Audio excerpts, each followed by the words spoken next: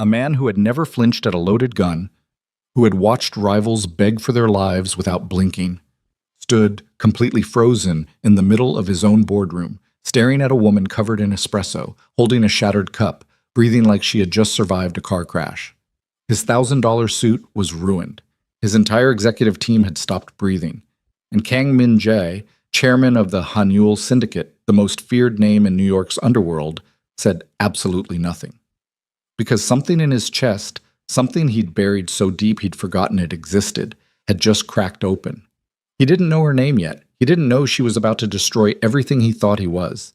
He only knew one thing in that moment. He wanted her to stay. If you're watching this story for the first time, hit that like button right now. Drop a comment below and tell me what city you're watching from. I want to see exactly how far this story has traveled. Now settle in, because this is only the beginning. The rain had been falling over Manhattan since 4 in the morning, and by the time Nia Brooks stepped off the subway at 53rd Street, her umbrella had already betrayed her twice. The first time, the mechanism jammed and the canopy folded backward like a broken wing, leaving her standing on the platform while a gust of tunnel wind blasted her in the face. The second time, it simply collapsed mid-street, a quiet mechanical surrender, and she'd shoved it into an overflowing trash can on the corner of Park Avenue without looking back. She was already 6 minutes late. She had a coffee stain on the left cuff of her blazer from the commute, a stranger's elbow, a jostled paper cup, bad luck being the operating theme of her morning, and the heels she'd borrowed from her roommate Destiny were a half size too small, which meant every step on the wet pavement felt like a small punishment. She walked fast anyway, chin up, bag strap cinched across her body, navigating the sidewalk crowd with the focused intensity of someone who had survived worse beginnings. She had. That wasn't performance. Nia Renee Brooks was 26 years old, born and raised in Detroit, the second of 3 daughters in a household that operated on prayer, discipline, and whatever her mother could stretch from a paycheck that was never quite enough. She'd grown up watching her mother work double shifts, watching her older sister Keisha navigate the world with a protective armor of silence and suspicion, watching her younger sister Jade weaponize cuteness to survive. Nia had found her own method. She read everything she could get her hands on. Numbers, patterns, systems. She had the kind of brain that found irregular sequences calming, that saw buried connections in data the way other people saw shapes in clouds. She'd earned a scholarship, finished her degree in business analytics at the University of Michigan, and graduated into a job market that looked at her resume, looked at her, and then looked somewhere else. 4 jobs in 3 years. 2 layoffs, 1 company collapse, 1 position that evaporated the week after she accepted it. She'd been doing freelance bookkeeping and financial auditing for small businesses out of her Brooklyn apartment when a placement agency called with something different, something unusual. Their language on the phone had been careful, almost rehearsed. A private firm, very selective, exceptional compensation, immediate start, absolute confidentiality required. She'd asked the right questions and received almost no answers, which would have frightened a more cautious version of herself. The address on her phone was a glass tower on 55th Street with no sign above the entrance. Just polished steel doors, a doorman who checked her ID against a list with the expression of someone who had been trained to feel nothing, and an elevator that required a keycard she hadn't been given. "First day?" said a voice behind her. She turned. A Korean man in his late 30s, compact build, wire-rimmed glasses, charcoal suit, carrying a messenger bag over one shoulder. He was holding out a temporary access card between 2 fingers. "Mr. Lim," he said, "Director of Operations. I handle onboarding." He tapped the elevator panel with the card, and the doors opened. "You're 6 minutes late." "The rain?" "Everyone in New York used that excuse this morning. You're the only one I'm counting." He stepped inside. She followed. "You've reviewed the NDA?" "I signed it last week." "Reviewed it, not just signed it." She looked at him. "I know what I agreed to." Something shifted in his face. Not quite approval, more like recalibrated expectation. "The chairman runs the 13th floor. You won't interact with him directly for the first several weeks. You'll work with the executive assistant pool on 12, handle scheduling overflow, correspondence review, and financial documentation intake. Your primary supervisor is Ms. Park Jion." He paused. "Don't call her Jion." "What do I call her?" "Ms. Park. Or nothing." The elevator opened onto the 12th floor, and Naya stepped into a world so aggressively orderly it created its own kind of pressure. The office was large, pale, and precision designed. Low furniture, clean sight lines, art on the walls that said, expensive without saying anything else. Every desk was identical. Every monitor angle was identical. The people sitting at those desks moved with the synchronized quiet of people who had learned over time exactly how much sound was permitted. Ms. Park Ji-yeon met her at the reception threshold. Early 40s, posture like a measuring rod. Hair pulled back with the precision of someone who had decided years ago that visible effort was a weakness to be eliminated. She looked at Nia with an expression that was not unfriendly, but was not warm. The look of someone doing an evaluation and withholding the score. Ms. Brooks. She extended a hand. Her grip was brief and exact. Your workstation is there. Your login credentials are in the sealed envelope on the desk. You'll shadow me for the first 2 days before working independently. She turned. Follow. Nia followed. The first hour was orientation by immersion. Ms. Park moved through the floor, explaining systems with the verbal economy of someone who expected to say everything once. Document classification protocols, communication hierarchies, routing procedures for contracts, financial reports, external correspondence. The infrastructure of the organization was sophisticated in ways that made Nia's analytical instincts quietly light up, multi-tiered, compartmentalized, built to prevent any single person from ever holding too complete a picture. She understood within the first 40 minutes that she was not working for a conventional corporation. She understood within the first 2 hours that the Hanuel Group, as it was officially named, moved money and logistics through New York in ways that had nothing to do with whatever its public filings described. She didn't ask. She listened, cataloged, filed the understanding somewhere deep and private, and kept her face neutral. She was here for the paycheck. The paycheck was extraordinary. She had student loans that had been aging like wine. She had a mother in Detroit who needed a new furnace before October. She had no appetite for digging into the particular soil of this place's roots. What she had, as it turned out, was a talent for catastrophe. It began at 10:17 in the morning when she was retrieving a document file from the archive room, a long, narrow, space-lined floor to ceiling with labeled gray boxes, and misjudged the height of a rolling ladder, stepped off it 1 rung early, and landed hard against a shelving unit, which swayed, held, and then released a cascade of 3 archive boxes onto the floor. The sound was tremendous. 2 assistants appeared at the doorway with their faces arranged in identical expressions of disciplined alarm. Nia stood up, collected the scattered pages, reorganized them by section heading, and had them back in order before either assistant moved. One of them said carefully, "Are you all right?" "I'm fine," she said. "The ladder's wheel is catching. Someone should get that fixed." She found out later from a junior assistant named Hana, who had made the tactical error of being kind to her, that the ladder had been broken for 2 months, and nobody had reported it because the archive room was Mr. Lim's domain, and nobody was volunteering to bring him maintenance requests. By noon, she had reported it, in writing, with a brief note about the liability this created. By 2 in the afternoon, she had reviewed 3 months of international shipping account documentation as part of her document intake assignment and found something she wasn't supposed to find. She wasn't even looking for it. She was organizing routing confirmation codes against a master logistics spreadsheet when she noticed the pattern. Small variations in the invoice reconciliation figures that were individually meaningless and collectively deliberate. Someone had been skimming from the shipping accounts, not aggressively, carefully. A fraction of a percent strategy designed to disappear inside rounding errors. But Nia had a specific kind of attention that didn't permit rounding errors. She stared at the screen for a long moment. She thought about the NDA. She thought about the fact that she didn't fully understand what this organization was or what you did when you found something wrong inside of it. She printed the relevant documents, put them in a folder, and placed the folder on Ms. Park's desk without a note. Then she went to the break room to get coffee because she needed coffee, and the break room on the 12th floor had a machine that cost more than her monthly rent and produced espresso with the quiet confidence of something that had never once had a bad morning.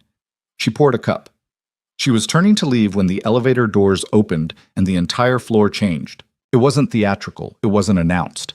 He didn't raise his voice or make any sound that would justify the way every person in the room seemed to realign their posture, redirect their gaze toward their screens, reduce their visible breathing. He simply stepped out of the elevator, alone, no assistants trailing him, no visible entourage. and walked onto the floor with the easy, unhurried authority of someone who had never once had to perform dominance because he had never once lost it. Kang Min-jae was 38 years old, 6 feet of measured, careful movement. Dark hair, clean cut, face like something carved with intentions. Not handsome in any soft sense of the word, but precise, structured. The kind of face that registered everything while revealing nothing. He wore a charcoal suit that probably cost more than Nia had made in her last 6 months of freelance work combined, and he moved through the space with the particular quality of a man who had long since stopped needing to check whether he was being watched. He was heading toward Miss Park's office. Nia was heading the opposite direction. The collision was not dramatic. It was simply physics and inattention. She turned out of the break room alcove at the exact moment he was passing it, her coffee-holding arm extended at the wrong angle, and the full cup of scalding espresso made contact with the center of his chest. Time performed the specific trick it does in the moments of catastrophic error.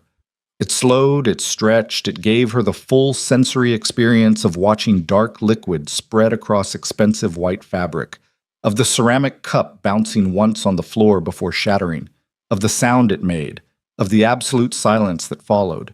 Every head on the floor turned. Everybody went still. Nia stood there with her hand still raised, holding nothing, brain cycling through responses and finding all of them inadequate. She looked at the stain on his shirt. She looked up at his face. He was looking at her. Not with rage, not with the explosive reaction that the room's collective held breath seemed to be anticipating. He was looking at her with the particular expression of a man encountering something genuinely unexpected. Measured, unreadable, still. She started. "It's fine," he said. The 2 words landed in the room like stones dropped into water. Nia wasn't sure anyone else had exhaled. "It is absolutely not fine," she said, because her mouth made decisions before her brain approved them. "Your shirt is ruined. I'm so sorry. That was completely my fault. I wasn't looking." "I know it was your fault," he said, without heat, just information. "Right." She pressed her lips together. "Right, I'll pay for the shirt." The faintest thing moved across his face. Not quite amusement, something more guarded.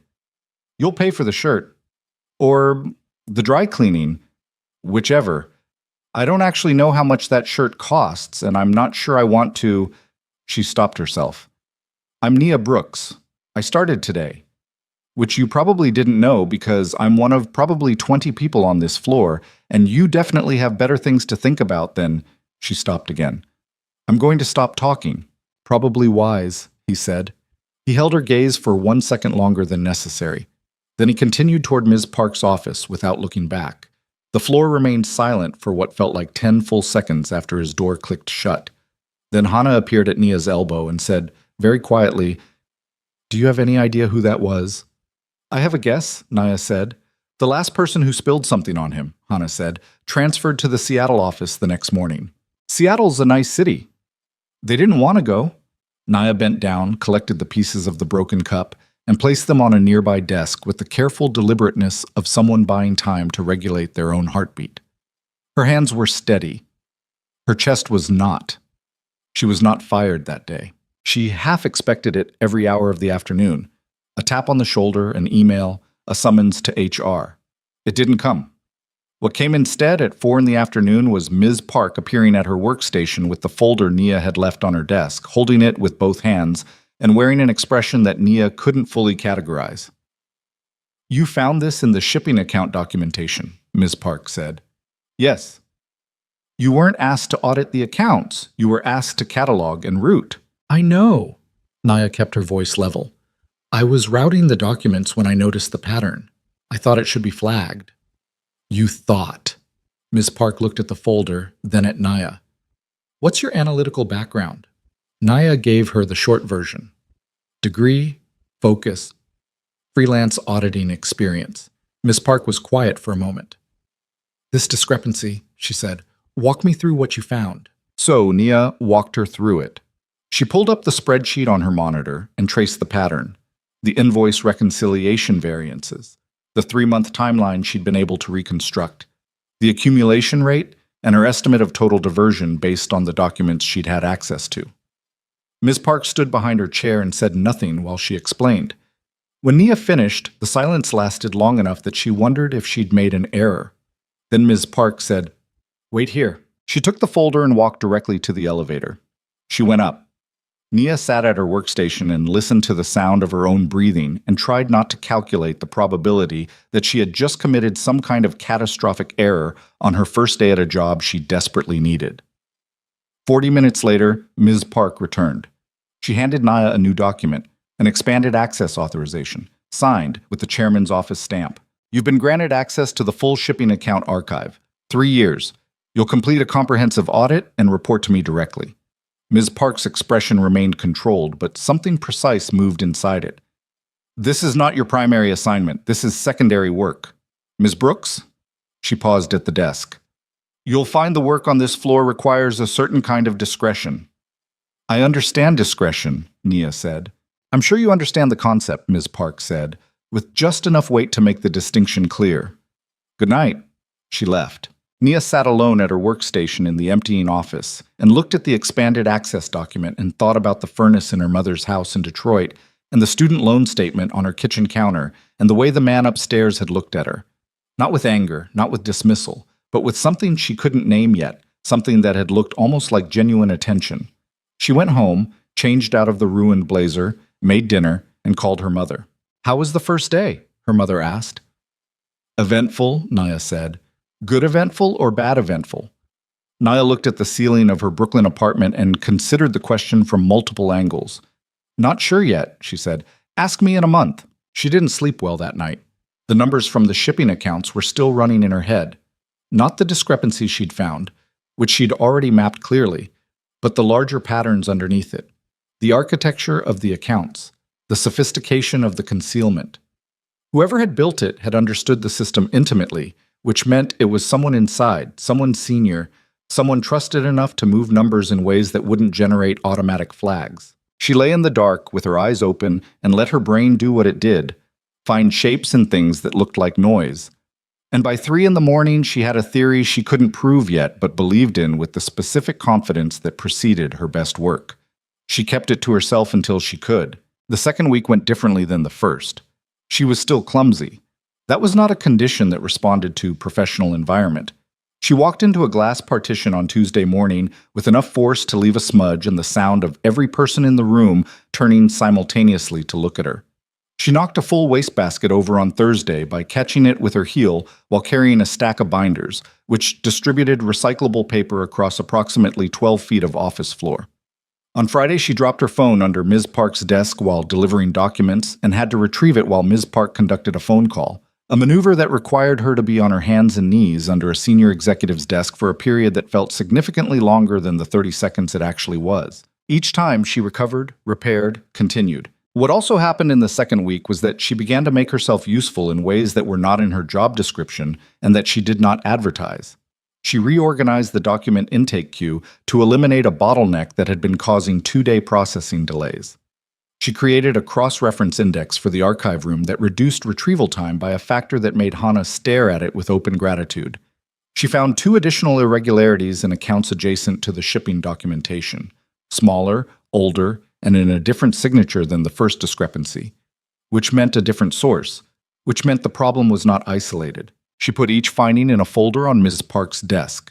Ms. Park received each one with the same controlled expression and the same brief acknowledgement, and each time went directly to the elevator. By the end of the second week, Nia understood that her findings were going directly to the chairman.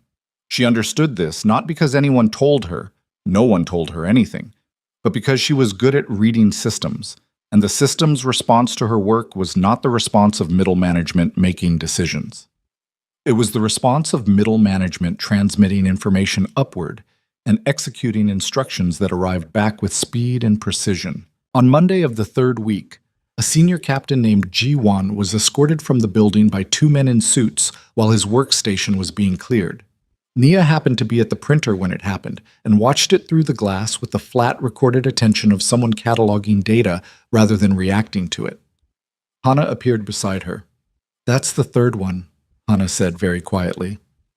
"Third what?" Hannah looked at her. "Third person in 6 months." She paused. "The chairman doesn't miss things. He just sometimes needs them found." Nia looked at Jiwon's face as he passed the glass. He was not being physically harmed. He looked instead like a man watching an inevitable horizon arrive. She'd seen that expression on people who'd been laid off from companies she'd audited. That particular collapse of the pretense that things were going to be fine.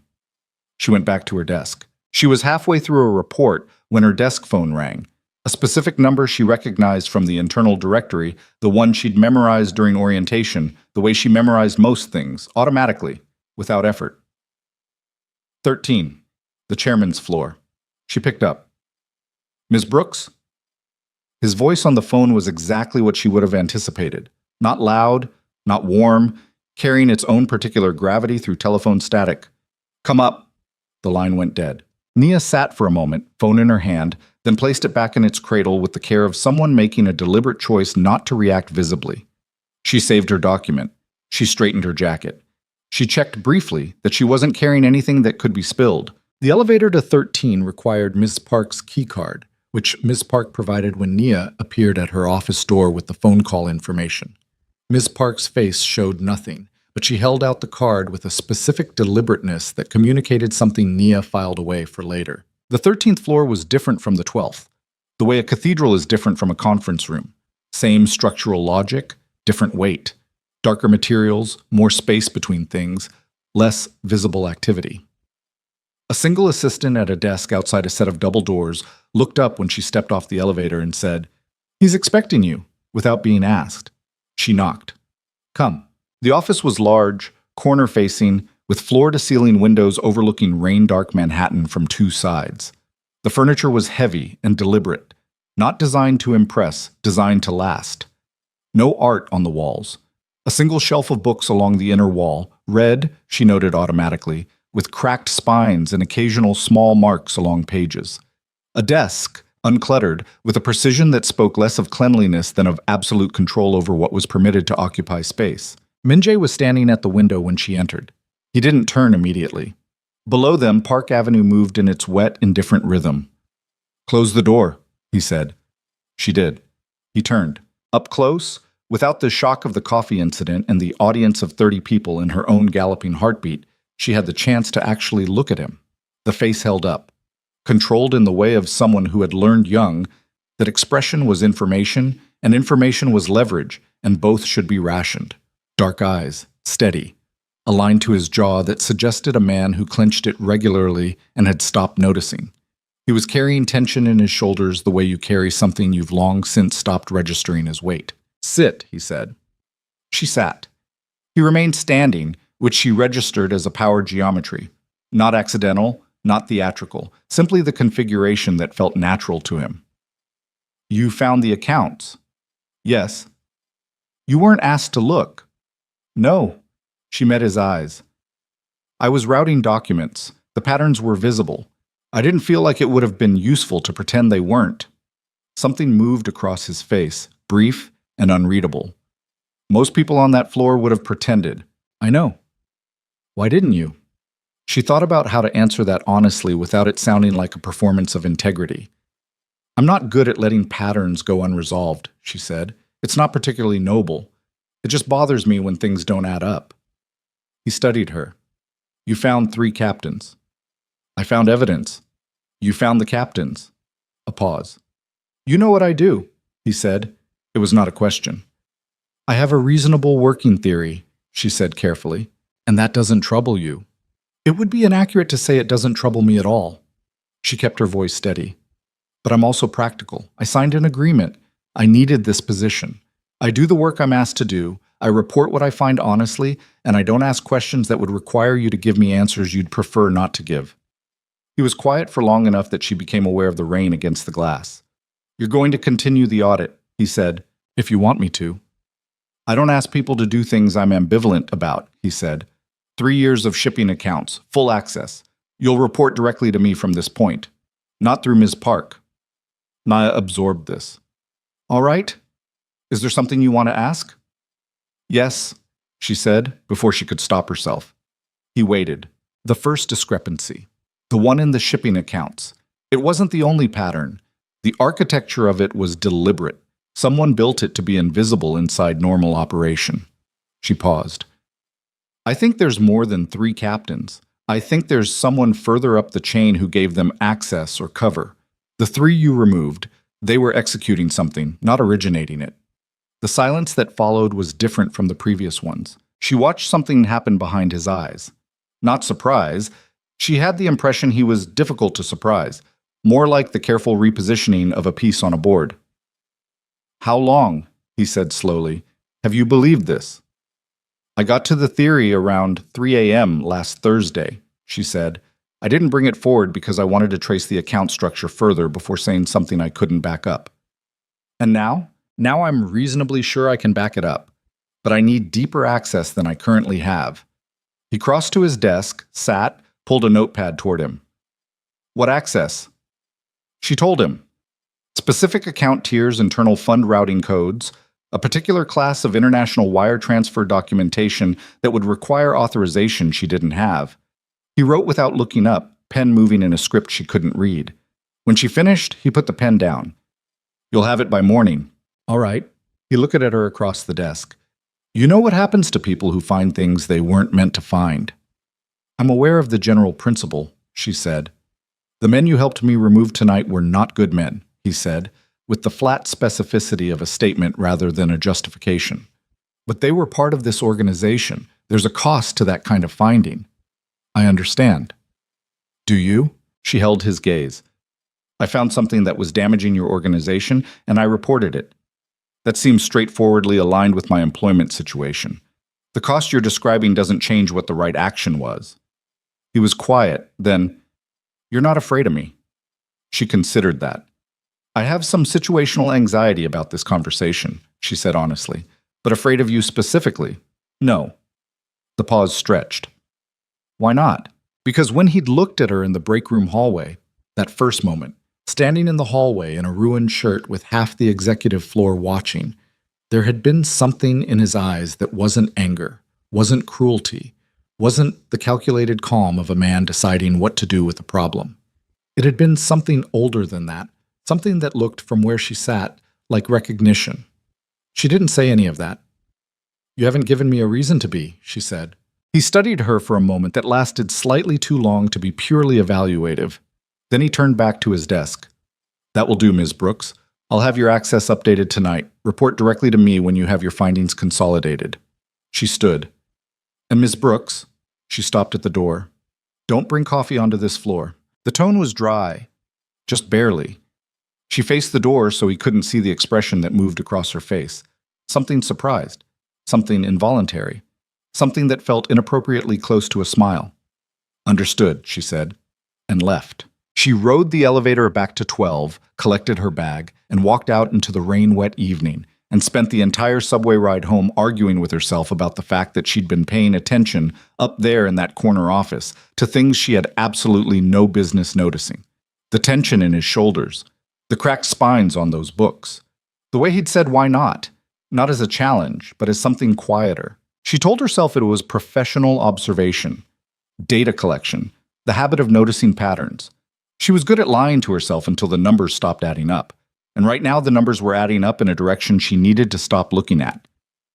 She bought a coffee from the street cart on her corner, went home, opened her laptop, and got back to work. 4 floors above the street, in an office with 2 walls of rain-dark glass, Kong Min-jae sat at his desk with the notepad in front of him and the list of access codes she'd requested, and did not immediately begin drafting the authorization memo. Instead, he sat still, which was unusual for him. He did not usually sit still when there was work to do, and thought about the woman who had looked him in the eye and said, "You haven't given me a reason to be," with the steadiness of someone who had been measuring him honestly and arrived at a verdict that had nothing to do with what everyone else in that building already believed. In 14 years, he could not recall the last time someone had looked at him that way. He drafted the authorization memo. He called his head of security. He gave 2 instructions, one professional, one that he phrased as security protocol, and that was only partly that because there was a new employee in this building who had in the space of 3 weeks made herself indispensable and visible in equal measure, and the men who wanted to hurt him had a long history of targeting what he failed to protect. He had learned that lesson once. He was not inclined to learn it again. He did not examine too closely why this particular employee felt like a more urgent version of the usual precaution. He went back to work, What neither of them knew, not yet, was that in a waterfront office in Red Hook, 3 miles away, a man named Park Seok-hyun was sitting across a table from Ji-won, who had been escorted from a building that morning and who was now extremely interested in sharing information about the internal systems of the Hanul Syndicate, about the new auditor, about what she'd found, about the fact that the chairman had given her access to 3 years of financial architecture in a single afternoon, which was not the way Kang Min-jae operated with anyone. Not his lieutenants, not his oldest captains, not the men who had been with him since the beginning. Seok-hyun was a careful man. He did not jump to conclusions. He built them, slowly, with evidence. He was, at this particular moment, beginning to build one, and it had Nia Brooks's name on it. The access codes arrived at 6:14 in the morning. Nia was already awake, had been since 5, sitting at her kitchen table with her laptop open and a cup of coffee going cold beside her, because her brain had decided sleep was optional when there were unresolved patterns in reach. She was still in the oversized Michigan sweatshirt she'd slept in, hair wrapped, feet bare on the cold linoleum, and she was tracing account architecture with the focused, slightly manic energy she recognized in herself as the particular state that preceded her best work and her worst decisions. The email came from an address she didn't recognize. A string of numbers, no name, no signature line. Just the access codes in the body of the message, formatted with clean precision, and a single line at the bottom. This comes from the top. Use it carefully. She read the line twice. Then she opened the first restricted account tier and started working. By 8:30, she had confirmed what she'd suspected Thursday night. By 9, she had a cleaner picture of how it was structured. By 10, when she arrived on the 12th floor, still carrying the mental map of what she'd found overnight, she was operating on 2 hours of fragmented sleep and the specific kind of adrenaline that comes from knowing you're holding something dangerous. The floor felt different that morning. She noticed it in the way she noticed most things, not dramatically, not all at once, but accumulating. The quiet was slightly different. The assistants at their identical workstations were moving with a fraction more tension in their shoulders than usual. Hana, who typically met her near the coffee machine with the small conspiratorial energy of a coworker who had decided to be kind in an environment that didn't reward it, was at her desk with her eyes forward and her body arranged in a posture that said, "Not today, don't ask." Nia got her own coffee. She sat at her workstation. She opened her secure documents folder and began organizing her overnight findings into a coherent report format, because however urgent the information felt inside her head, it was useless until it was legible to someone else. She was 40 minutes into this when Mr. Lim stopped at the edge of her workstation. She looked up. He was carrying a tablet, but he wasn't looking at it. He was looking at her with an expression she hadn't seen from him yet. The professional neutrality still in place, but something underneath it that she categorized without complete certainty as concern. "The chairman wants the consolidated report on his desk by noon," he said. "I'll be ready." He didn't move. She waited. "Ms. Brooks." He lowered his voice without making a performance of it. "What you found in those accounts, it's a significant matter. I know. The people involved in a matter like this." He paused, selected his next words with the careful deliberateness of someone navigating around what they actually meant. "They don't respond well to exposure." She met his eyes. "Are you warning me about something specific?" "I'm telling you to be aware of your surroundings," he said. "That's all." He left. She sat for a moment with that. Then she went back to her report. At 11:50, she took the elevator to 13 with a printed copy of her findings, 12 pages, annotated, with supporting documentation, and the digital version on a secure drive. The assistant outside the chairman's office waved her through without ceremony this time, which she registered as a data point about how fast a person's status in a building could shift. Min-jae was at his desk, reading something, when she entered. He didn't look up immediately. She stood in front of the desk and waited, because she had the sense that this was a man who noticed everything and that rushing him would be its own kind of error. He looked up. "Report," he said. She laid the printed copy on his desk and walked him through it standing, not because she'd planned to present it that way, but because sitting felt passive for information this weighted. She walked him through the account architecture, the concealment method, the 3-year timeline and accumulation rate. She showed him the 2 lower-level discrepancies that matched the first in construction, but differed in signature. Different hands building the same kind of infrastructure, which meant coordination, which meant someone above the three removed captains had been providing either the method or the protection. When she got to the relevant documentation, the internal fund routing records for the specific tier she'd accessed overnight, she placed the page in front of him and pointed to a sequence of authorization codes. These codes appear in the routing records for all three discrepancy signatures, she said. They're not attached to any of the three captains. They're attached to an internal account that I can trace to an origin, but not to a name, because the account is held under a subsidiary entity. He was looking at the page. His face had gone to a particular stillness she hadn't seen before. Not the controlled composure of the man managing his expression, but something deeper and colder. Which subsidiary? He said. She told him. The silence that followed lasted approximately 4 seconds. 4 seconds in which Kang Min-jae sat completely motionless, and Nia watched something happen in his eyes that she didn't fully understand, but that made the temperature of the room feel different. He put the page down. "Leave the report," he said. His voice had changed. Not louder, not rougher, but compressed, the way a structure sounds different when it's under load. "Go back to your floor. Don't discuss what you found with anyone. Not Ms. Park, not Lim, no one." "All right. Ms. Brooks?" She stopped.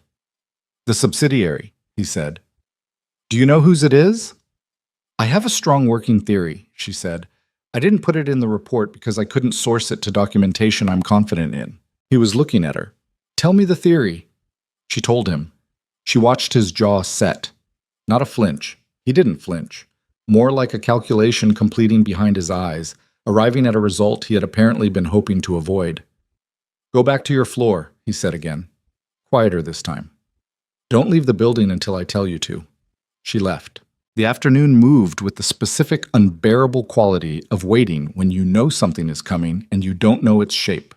Nia sat at her workstation and did the secondary work she'd been assigned, document routing, scheduling, overflow, with a surface concentration that left the deeper part of her brain completely free to run through what she'd seen in his face when she'd named the subsidiary. She'd seen it for only a second before he'd locked it back down. But she'd seen it. It was something she recognized from watching her mother receive bad news.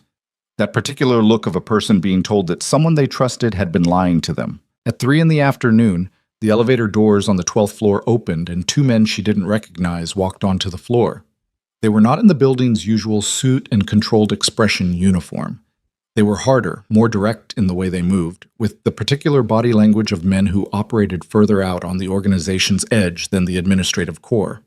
They went directly to the desk of a senior logistics manager named Bayoon, a man in his mid-40s who had worked on the floor since before Nia arrived, who wore quiet suits and spoke little, and had always given her the specific impression of someone who was very careful about what he let show. Bayoon saw them coming. He was out of his chair before they reached his desk. He moved fast enough that Nia had half a second to think he might run. But there was nowhere to run on this floor, and the men were faster and had anticipated exactly this. One of them took his arm at the elbow with the brisk practicality of someone who had done this before. Bayoon stopped. He looked at the man holding his arm. Then he looked across the floor, not at anyone specific, just at the space of the floor itself, with an expression that Nia would think about later. The particular look of a man watching something he'd constructed over years simply stop existing. They walked him to the elevator. The doors closed. The floor was absolutely silent. Then one by one, people went back to their screens. Hana didn't look at Nia. Nobody did. That was its own kind of communication. Nia went back to her screen too. Her hands were steady on the keyboard. The part of her brain that dealt with moral weight and consequence was doing complex, uncomfortable work that she didn't have the space to deal with right now. She filed it. She kept moving. At 4:30, Min-jae appeared on the 12th floor. Not through the elevator from above, through the stairwell door, which she'd never seen him use, and which explained why the floor didn't get the usual 3-second adjustment period before he arrived. He was in his shirt sleeves, jacket gone, which was the first time she'd seen him without it, and which registered as significant in ways she couldn't fully articulate. He went directly to Mr. Lim's office and closed the door. She could not hear the conversation. She could see it through the interior glass, the posture of it, the geometry. Min-jae standing, Lim sitting, then standing, expression moving through a sequence of responses that settled into the specific composure of a man receiving information and managing his reaction to it. A short exchange. Lim nodded twice. Minjae turned and left the office, and on his way back to the stairwell door, he passed Nia's workstation. He didn't stop walking. He didn't look directly at her. But in the 2 seconds he was adjacent to her desk, he said, low enough that only she could hear it, "You did good work today." Then he was through the stairwell door and gone. Nia sat very still for a moment. Then she saved her document, put on her jacket, and went to the bathroom to run cold water on her wrists and have a private conversation with herself about the fact that 4 words delivered in a hallway at a volume nobody else could hear had done something to her chest that she needed to categorically stop thinking about. She stood at the sink and looked at herself in the mirror and said quietly, out loud, because her mother had always told her that the things you refuse to say to yourself out loud are the things that get you in trouble. Absolutely not. He is your employer. He runs a criminal organization. You are here to audit financial accounts and survive long enough to pay off your student loans. You are not here to notice that he looked different without the jacket. She dried her hands. She went back to her desk. She noticed on the way that someone had placed a small white paper bag from the bakery 2 blocks east, the expensive one, the Korean one on 53rd, on the corner of her desk. No note. No name. The bag contained 2 honey butter pastries, which happened to be the thing she'd mentioned to Hana 3 days ago, in a throwaway comment about missing the Korean bakery near her old apartment in Bed-Stuy. She sat down slowly. She looked at the bag for a long moment. Then she looked at the ceiling and had another short private conversation with herself, this one conducted entirely without words. She ate both pastries. They were extraordinary. The following morning was a Wednesday, and it started badly before she arrived. She got a call on the subway from Destiny, her roommate, her closest friend in the city, a woman who communicated primarily through voice notes and strong opinions, who had found something on the internet about a Korean organized crime figure in New York and wanted to know if it was remotely related to the private firm where Nia worked. Nia said, "I can't talk about my employer," in a voice that she intended to be casual and that communicated everything. Destiny was quiet for approximately 1 second. "Nia Renee, I'm on the subway. You're standing on a moving subway car lying to me with your whole face, even though I can't see your face? I really can't. Are you safe?" The word landed differently than any of the previous ones. Nia held on to the overhead bar and watched the tunnel walls go past and thought about how to answer that honestly. "Yes," she said, and believed it, which was its own complicated data point. "You need to tell me more than that." "I will. Not now. I'll call you tonight." She didn't call that night because that night was when the thing with Park Seo-kyun started to move from background threat to foreground event, and by the time she understood that, she was already inside it. It came through work channels, which was the part she kept thinking about afterward, how ordinary its beginning was. She was running a cross-reference on a set of international wire transfer records, one of the document tiers she'd been granted access to through the expanded authorization, and she found a routing signature she didn't recognize, not from the Hanuel accounts. External. Attached to a secondary document in the batch that shouldn't have been there. Filed in the wrong folder, either by accident or by someone who needed it to be findable by the right person. She looked at it for a long time. The routing signature belonged to a financial shell entity she'd seen referenced once, peripherally, in a law enforcement database summary she'd come across years ago during a freelance auditing contract for a shipping logistics company in Queens. She'd been researching regulatory compliance at the time. She remembered it because the summary had used the phrase Park-affiliated network and attached it to a set of Port Authority irregularities that had ultimately gone nowhere officially. Park. She looked up Park Seo-kyun on nothing. No search engine, no internal database, nothing she'd been given access to. She looked him up inside her own memory, because what she'd filed away 3 years ago in the Queen's contract had included a name, and now that name had a shape in the current context that made her hands go very still on the keyboard. She printed the document. She folded it. She put it in her jacket pocket rather than a folder, because she had the sudden instinct, not rational, not documented, just the particular alarm system she'd developed growing up in environments where you learned to read the temperature of a room before you entered it, that this was not something to move through the floor's regular channels. She went upstairs. Not called. Just went. The assistant outside his office looked up with slightly raised eyebrows. "He's in a meeting. It won't take long," Nia said, and knocked. A beat of silence. Then, "Come." There were 2 other men in the office when she entered. His senior lieutenants, she'd learned their names by now, men named Cho and Bayek, who had the particular build and presence of people who handled the organization's less administrative requirements. They both looked at her with the specific expression of men who had been in the middle of something and were recalculating what her appearance meant. Min-jae looked at her face first. She watched him read it, not the expression she was wearing, which she'd worked to keep neutral, but something underneath it. He was very good at that. She was only now understanding how good. "Give us a minute," he said, without looking at Cho or Beck. They left. Beck pulled the door shut behind him with the care of a man who understood that the conversation inside was not his. Nia crossed to the desk and put the document in front of him.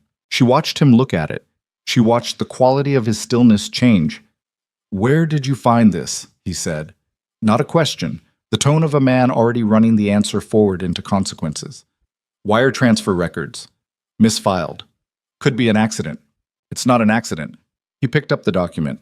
His eyes moved over it with the focused speed of someone who could read this particular language, the language of financial infrastructure and what it meant in physical terms, in territorial terms, in threat terms.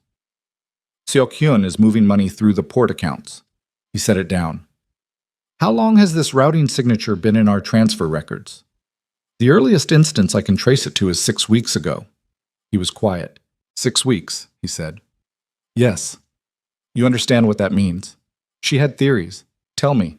He looked at her across the desk with the directness of someone deciding, in real time, to stop managing how much a person knew. "It means he's been running intelligence on our port operations for 6 weeks. It means he has someone inside the accounts, inside the routing systems, not just the captains we removed. Someone still here." He paused. "Someone who has been watching what you found and reporting back on what we did about it." The implications of that moved through her in sequence. She absorbed them without letting them reach her face. "That means he knows about me," she said. Min-jae looked at her steadily. "Yes." The room was very quiet. "I want you to move your work to the 13th floor starting tomorrow," he said. "I want you here, on this floor, where I can—" He stopped, restarted. "Where the security infrastructure is better." She noticed the stop and restart. She filed it away and said nothing about it. "All right." He stood. He moved to the window, that default position of his, and looked out at the city with the expression of a man recalculating a defensive perimeter. She watched his reflection in the glass, the angle of his jaw, the set of his shoulders, the particular quality of someone moving through the decision-making process and not finding options he liked. "He's going to try to use you," he said to the window. "Seok-hyun, he's not subtle about leverage. He'll have identified you as the variable that changed the situation." A pause. "And he'll have identified something else." She waited. He turned from the window. He looked at her with an expression she hadn't seen from him before that. Not the evaluative professional attention, not the compressed system authority, but something more exposed, something that required more effort to look at directly. "He'll have identified that you matter to the outcome of this, that removing you would be efficient from his perspective." She held his gaze. "You're telling me I'm a target."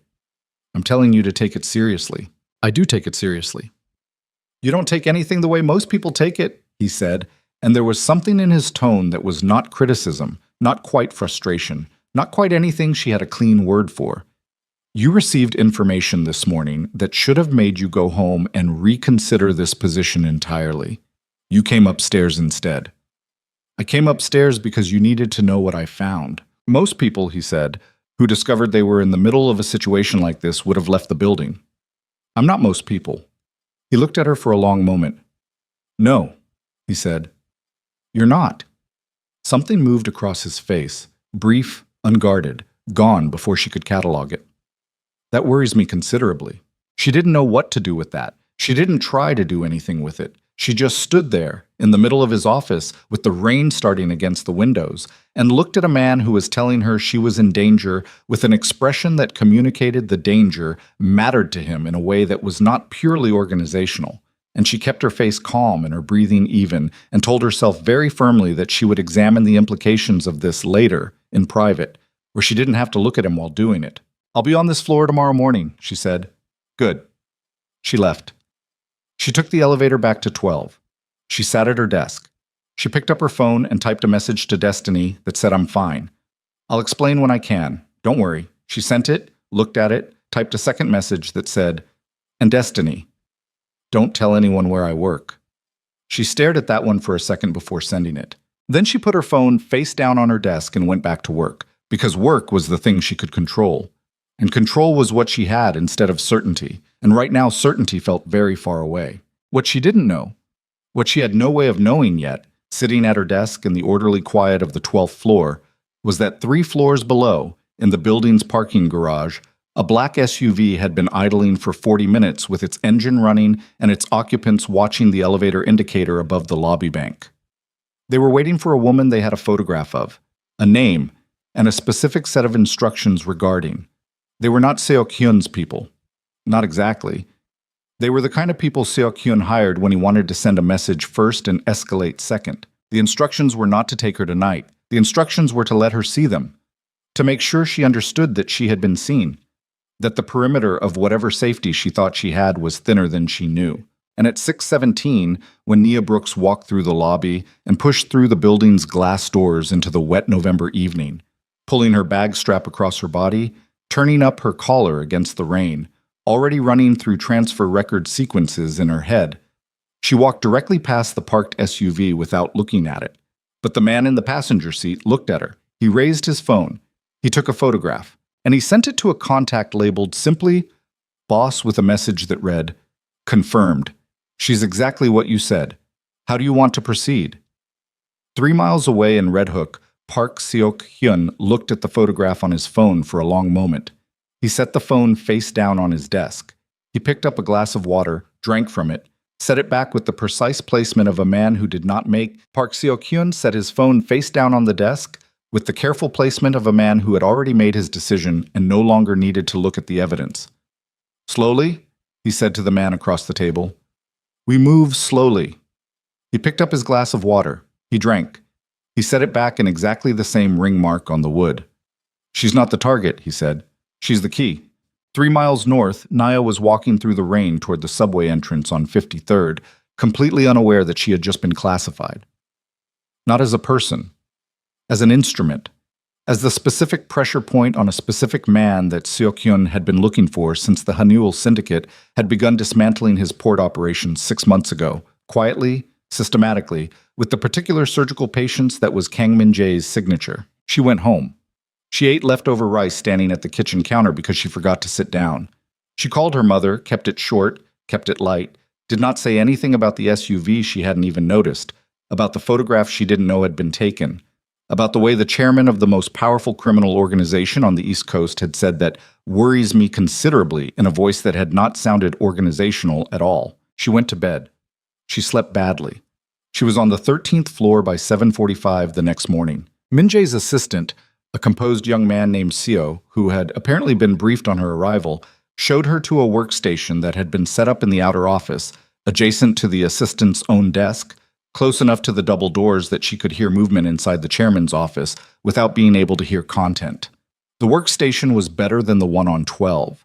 The monitor was larger. The secure drive access had been upgraded. There was a coffee machine on the credenza 3 feet to her left that she treated with the specific respect of someone who had recently destroyed a man's $1,000 shirt. She plugged in. She opened her files. She went back to work. The first hour was quiet in the way that expensive, controlled environments are quiet. Not empty, but managed. Seo moved efficiently at his own desk. Cho came through twice, both times with documents. Both times with the brisk purposefulness of a man who communicated through motion rather than words. The building's ambient pressure, the particular kind that lived in the walls of a place where serious decisions were made, felt different on this floor. Denser. She was running a cross-reference on the secondary routing signatures, trying to trace the internal leak, the person still inside the organization who had been feeding Seok-hyun, when the pattern she found stopped her completely. She sat back in her chair. She looked at the screen. She looked at it for a long time. The way you look at something when your brain is telling you what it means, and another part of your brain is working very hard to find an alternate interpretation that doesn't lead where the first one does. There wasn't one. The routing codes, the access signature, The specific tier of internal financial infrastructure that would have required both intimate system knowledge and a particular level of organizational trust to navigate. She'd been tracing it for 2 days, building toward a name through a process of elimination that had felt slow and frustrating and was now, suddenly, complete. She knew the name. She did not want to know the name. She printed the documentation, slowly, one page at a time, like the deliberateness of the action could alter what the pages said. She stacked them. She held them. She stood up from the workstation and knocked on the double doors and didn't wait for the response before she pushed them open, because she had learned in the 5 weeks she'd been in this building that there were moments when waiting was its own kind of damage. Min-jae was on the phone. He looked up when the door opened with the expression of a man calibrating the interruption, and something in her face made him say into the phone, "I'll call you back." He set it down. "What?" She crossed to his desk and placed the documents in front of him without a word. She stood back. She watched his face while he read. He read slowly. She'd noticed this about him. He didn't skim. He moved through text with the methodical attention of someone who understood that speed in reading produced the same errors as speed in decisions. His eyes moved line by line. His face was controlled, as it always was, the professional composure intact. Then he reached the third page. She watched the composure do something she hadn't seen it do before. It didn't break. It was too structural for that, too long built. But it shifted, the way a wall shifts before it shows the crack, something changing in the load distribution behind his eyes. He set the page down. He was quiet for long enough that the rain against the windows became audible. "How certain are you?" he said. "The signature appears in 47 separate transactions across 14 months, she said. The access codes map to a single internal account. The account is registered to a subsidiary that I traced through 3 layers of shell structure." She kept her voice flat, informational, because that was the only register she could trust right now. "I'm certain." He picked the page back up. He looked at the name at the bottom, the name she'd put in a box alone, separate from the supporting documentation, because it deserved to be looked at by itself. Kim Sung-ho, Chief Financial Officer. 22 years with the Hanuel organization, the man who had built the financial architecture that Nia had been auditing. The man who had, she now understood, known exactly where everybody was buried because he had helped dig the graves. The man who had been selling those burial sites to Park Seok-hyun for 14 months. He built the concealment method used by the 3 captains, Nia said. "I thought they developed it independently." "They didn't." He gave it to them. He gave them the access, the routing codes, the cover. They were skimming for themselves, yes, but the real purpose was to create controlled chaos. Give Min-jae enough internal corruption to chase that he wouldn't look at the larger infrastructure being sold underneath it. She paused. "I was handed the smaller fires. I was supposed to keep looking at those while the bigger one burned." Min-jae was not looking at the paper anymore. He was looking at the middle distance, at a point somewhere between the desk and the far wall, and the quality of his stillness had changed again. This time into something she didn't have a word for, something older and harder. The stillness of a man processing not just tactical betrayal, but the specific weight of 14 years of proximity to a person who had been measuring the distance to his throat the entire time. "He was at my father's funeral," Min-jae said. He said it quietly. Not to her, just said it into the room. She didn't respond. She understood that there were moments that required silence, and this was one of them. He stood. He moved to the window. The city below was gray and wet, moving with its usual indifferent momentum, and he stood with his back to her, and she watched the line of his shoulders and understood that she was witnessing something most people in this building would never see. The chairman not performing authority, but simply being a man standing in front of the weight of something that couldn't be managed away.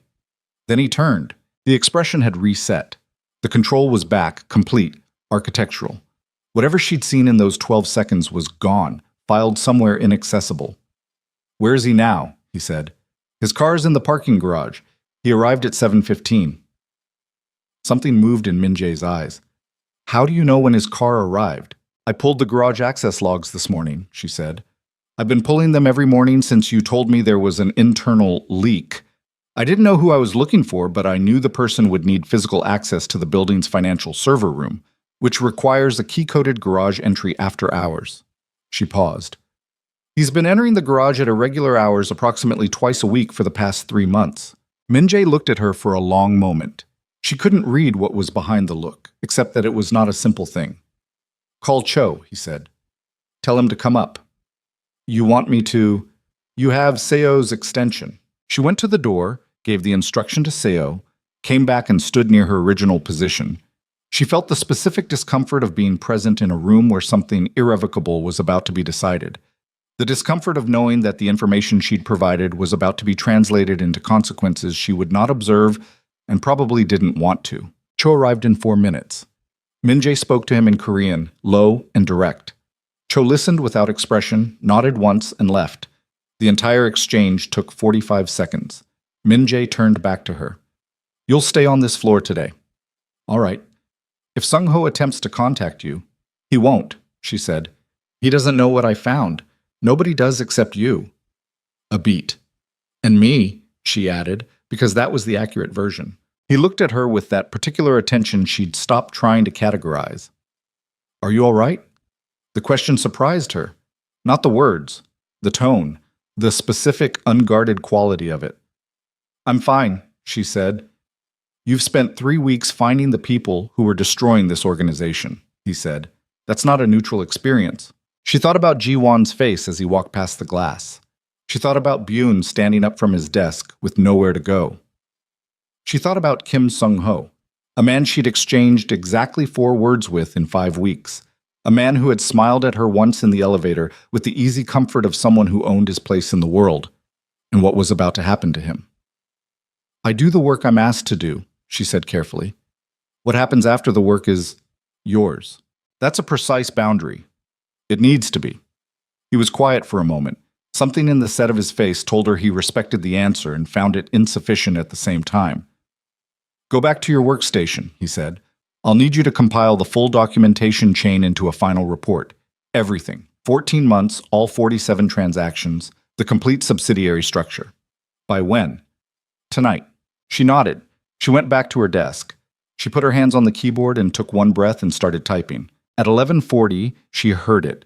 Not the confrontation itself, which happened somewhere below her, but the aftermath of it, which rose through the building's infrastructure the way pressure rises through pipes. A change in the movement patterns of the floor. Seo making a phone call in rapid Korean, voice-controlled but not quite neutral. Cho returning to the 13th floor, coming directly to Min-jae's office, closing the door. 15 minutes later, Min-jae emerged. He said to her, passing the workstation, "It's done." He went back inside. She understood what done meant and did not ask for elaboration, and kept her breathing even and typed the next sentence of the report and then the next one. At 2:15, her phone buzzed. Destiny. She let it go to voicemail. At 2:40, it buzzed again. Her mother this time, which she answered because she always answered her mother. Stepping away from the workstation to the far corner of the outer office, keeping her voice normal, asking about the furnace, listening to her mother talk about her sister Jade's new job situation with the half attention of someone whose other half was permanently occupied. She was walking back to her workstation when Seo looked up from his desk. "Ms. Brooks," he said, "someone in the lobby is asking for you." She stopped. "Who?" They didn't give a name. The desk security is calling up because the visitor doesn't have an appointment and is... They described the situation as insistent. Something moved through her that wasn't quite alarm and wasn't quite not alarm. "I'll go down." "The chairman has instructed that you don't leave the floor without—" "I'll just go to the lobby," she said. "It's probably my roommate. She's been trying to reach me." Seo looked uncertain. Seo's uncertainty was not an instruction, and she was not technically under any formal restriction, only a suggested one.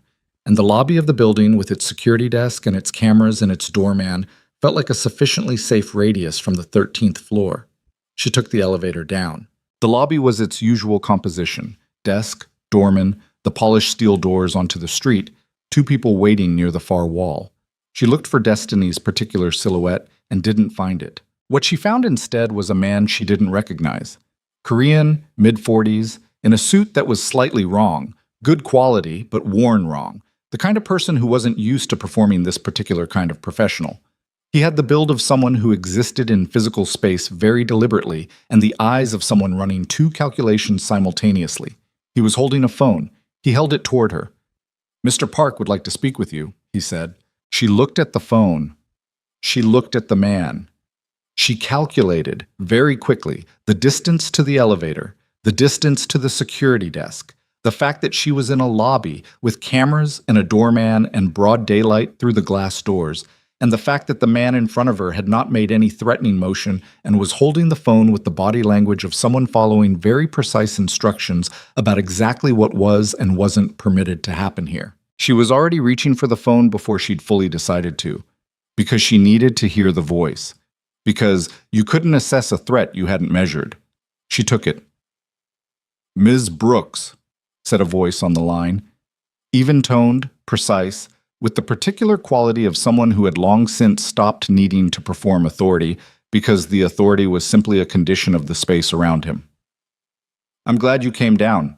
That tells me you're a practical woman. What do you want?" she said. "A conversation," Sokyun said. "Nothing dramatic. I'm not interested in dramatic." A pause. "I'm interested in information. You've been inside the Hanul organization for 5 weeks. You've been given extraordinary access. I'd like to understand what you've found." "I'm not going to tell you that." "No," he said. "Not today, I know that." Another pause, measured, deliberate. "I'm calling because I want you to understand something before you go back upstairs. Kang Min-jae is a man who uses people effectively. He's very good at making people feel chosen, valued, special." The word landed with the specific weight of someone who had chosen it carefully. "You're not the first person he's made feel that way. The last one was a lieutenant named Park Jun-seo. Are you familiar with that name?" She said nothing. "Jun-seo found something for Min-jae," Seok-hyun said. "Something important. Something that made him very useful. And when he'd found it, when Min-jae had extracted everything useful from the situation, Jun-seo had an accident on the West Side Highway." A pause. "I'm not telling you this to frighten you. I'm telling you this because I think you're intelligent enough to ask yourself what happens to the auditor who knows where all the bodies are buried once there are no more bodies left to find." Nia held the phone. Her hand was steady. Her chest was not. I'm trying to give you information," he said, not unkindly. "That's all. Think about it. When you're ready to have a real conversation, the man standing across from you has a number." A pause. "Take care of yourself, Ms. Brooks. New York is a dangerous city for people who don't understand their own position in it." The line went dead. She lowered the phone. She looked at the man across the lobby. He was watching her with the flat attention of a professional waiting for a conclusion. She handed the phone back without speaking, turned, and walked to the elevator bank. She pressed 13. The doors closed. She stood in the elevator's rise and breathed the way she'd learned to breathe when her brain was doing things she needed it to do cleanly. Slow, even, through the nose. She cataloged what she'd heard. She ran the variables. Park Jun-seo, West Side Highway. She didn't know if it was true. She didn't know if it was manufactured, a tool, a blade designed specifically for the gap between a woman's logical assessment of her situation and the part of her that had been noticing, for weeks, things she wasn't supposed to notice.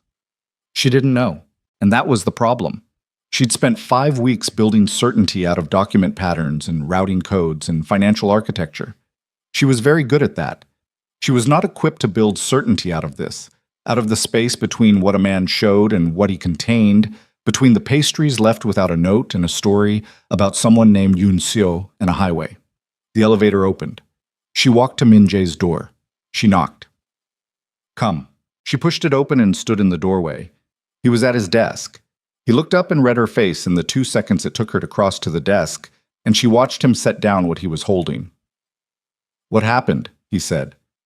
"Someone called me from the lobby," she said. "A man with a phone. Seok-hyun was on the line." The room changed temperature.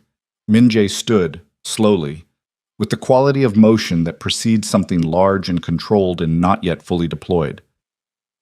"What did he say?" "He asked me to give him information about what I found." She met his eyes. "I didn't. Then he told me about someone named Park Jun-seo." The stillness that followed was absolute. She watched his face in it. She watched it very carefully, the way she'd watched account documentation for the patterns that preceded truth, not looking for what was presented, but for what moved underneath the presentation, in the micro-adjustments, in the weight distribution of expression. What she saw lasted less than 2 seconds before it was controlled again, but she saw it. "Tell me exactly what he said," Min-jae said. His voice was even, completely even. The evenness of someone deploying every resource available to maintain the surface, while something beneath it did work she couldn't observe. She told him, word for word the way she remembered things, completely, linearly, without interpretation. She watched his face while she talked and kept her own face neutral and let the words sit in the room and mean what they meant. When she finished, he was quiet. Junseo, he said. Not a question. He said accident, West Side Highway. A long pause. Junseo died 14 months ago, Min-jae said. The circumstances were investigated by people inside this organization and outside it. There was no... He stopped. His jaw was tight. Seok-hyun uses things. He finds the shape of a concern and he builds it into a weapon. He looked at her directly. Do you believe him? She held the question for a moment, the honest moment. I don't know, she said. Something moved across his face. Not offense, not anger. Something more interior than that, more costly. That's fair, he said quietly. I'm not accusing you of anything, she said. I'm telling you I don't know because I don't. And I think you know the difference between those two things. I do. He looked at her. What do you need? She considered that. The truth about Junseo. He was quiet for long enough that she understood it was a complicated ask. Not because the answer was complicated, but because giving it required a specific kind of choice about what she was to him, about whether she was someone to be managed or someone to be trusted with the actual weight of a thing. He moved back to his desk. He sat. He was quiet for another long moment, and then he began to talk. Not in the compressed, controlled language he used for operational information, but in the slightly different register of a man telling something true. He told her about Junseo. He told her the real version, not the story Seok-hyun had constructed, but the actual sequence of events, including the parts that showed the organization poorly, including his own role in it, including the fact that Junseo's death had been a loss that had left a specific kind of mark. She listened. She listened the way she always listened, completely, without performing response. When he finished, she sat with it. She ran it against Seok-hyun's version, looking for the shapes that didn't fit. I believe you, she said. He looked at her steadily. You shouldn't take that on faith. I'm not, she said.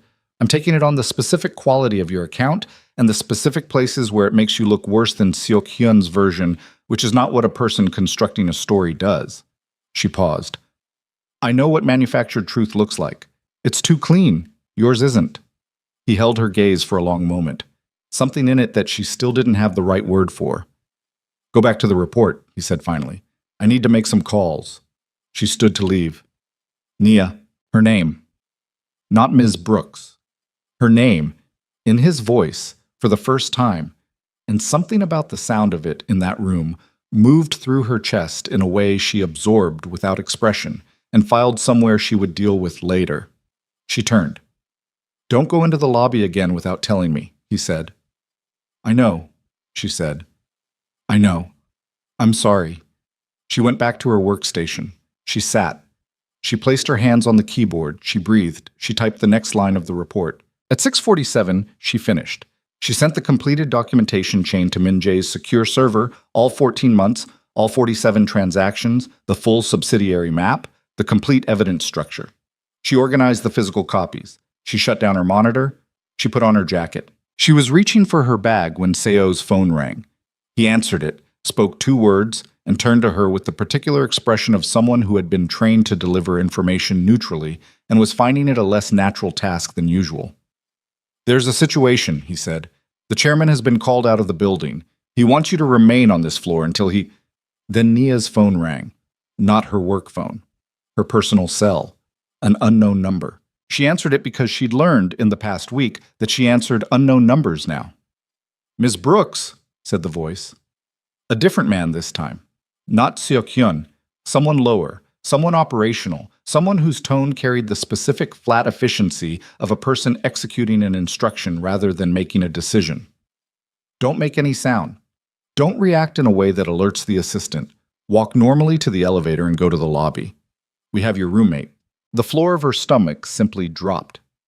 If you contact anyone in the building in the next 5 minutes, the voice continued with the same efficient flatness, Destiny Williams will have an extremely bad evening.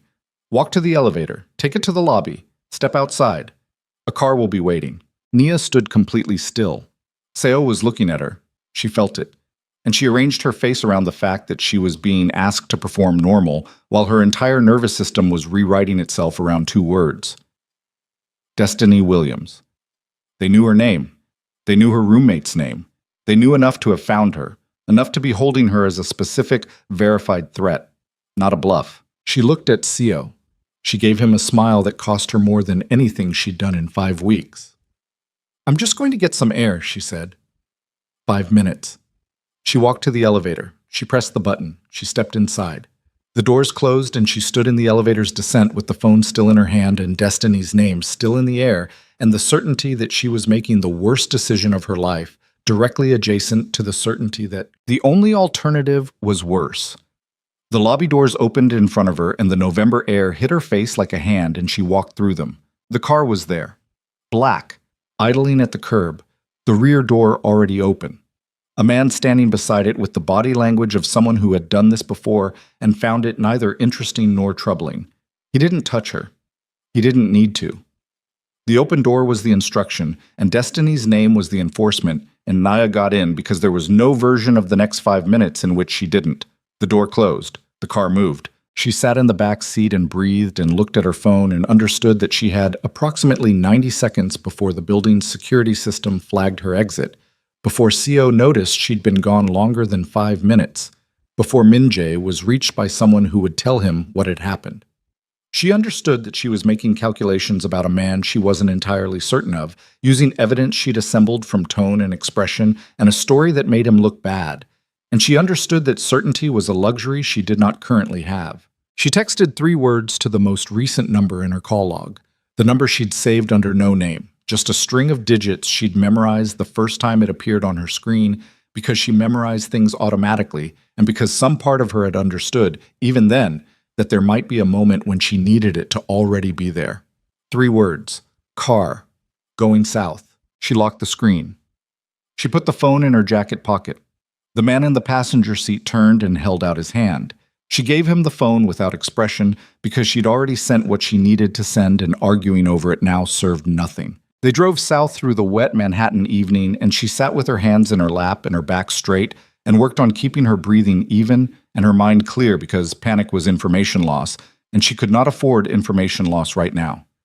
She thought about Destiny, practical, loud, fiercely perceptive Destiny, who had been her anchor in this city for 3 years, and converted the fear that came with that thought into something colder and more usable. Anger, clarity, the specific focus that comes when the thing you're protecting stops being abstract. She had been underestimated her entire life. She had decided, at some point too early to fully remember, to make that a structural advantage. The warehouse was in Red Hook. She knew that before they arrived because she knew Brooklyn's waterfront geography the way she knew account architectures. Through the pattern of turns, the gradient of the descent toward water, the specific quality of light that comes off the harbor at this hour through industrial-grade windows. They pulled into a loading dock through a rolling steel door, and when the door came down behind them, the sound it made was final in the way doors only sound final when you understand you're on the wrong side of them. She was out of the car before the man beside her had fully processed that she'd moved. Not running. There was nowhere to run, and she knew it, just standing on her own terms, on her feet, oriented, before anyone could decide how she arrived. The warehouse was large and inadequately lit and smelled of salt water and rust, and the particular cold that lives in buildings that haven't been heated in months. She registered 4 men that she could see and assumed more that she couldn't. Metal folding chair in the center of the space, facing a table, facing a man she recognized from nothing but recognized immediately anyway. Park Seo-kyun was shorter than she'd constructed him from his voice. This happened sometimes. Voices carried more mass than the bodies behind them. He was in his mid-50s, compact, with the particular physical economy of a man who had spent decades learning that stillness was more threatening than motion. He was dressed without spectacle. Dark suit, no tie, the dressed-down deliberateness of someone who had stopped needing to perform his own seriousness. He looked at her the way she'd looked at the account documents, like a pattern he was trying to complete. "Sit," he said. "Where's Destiny?" she said. He gestured to the left. She turned her head. A controlled turn. Not a snap, because snapping was the response of someone being managed, and she was working very hard not to be managed. In a glass-walled office along the warehouse's left wall, visible through the grimy panes, she could see Destiny sitting in a chair. Upright, arms crossed, wearing the expression of someone who was furious rather than afraid, which was so completely Destiny that something moved through Nia's chest that had grief and love and terror all folded inside it. Destiny was alive, uninjured as far as she could see. Destiny saw her and her expression shifted, the fury cracking for exactly 1 second before she rebuilt it. Nia turned back to Seo-kyun. She sat. "She stays unharmed," Nia said. "That's entirely up to you," Seo-kyun said. "Not cruel about it, just factual. I'm a practical man, Ms. Brooks. I don't want to hurt anyone I don't need to hurt. What I need is information and time, and one of those you can give me right now." He sat across from her, unhurried, with the body language of someone conducting a meeting. "The full documentation, what you compiled, where it's stored, who else has seen it. You want the evidence chain." "I want the evidence chain, the access codes that produced it, and a detailed account of how far the audit went." He folded his hands on the table. The gesture was almost professorial. "In exchange, your friend goes home. Tonight. Unharmed. And you have 72 hours before the situation with Kang Min-jae becomes unavoidable." She looked at him steadily. "Unavoidable. I'm going to move against him," Seo-kyun said, with the flat specificity of a man announcing weather. "That is not a variable. What is a variable is whether you're inside that building when it happens." He paused. "I'm offering you an exit, Ms. Brooks. I'm not a man who offers exits often. I'm offering you one because I think you're intelligent enough to understand your actual position." "My actual position," she said. "You're an outsider in his organization. You've been useful to him. That utility has an expiration date. It ended approximately 4 hours ago when the last corrupt officer was removed." He let that sit.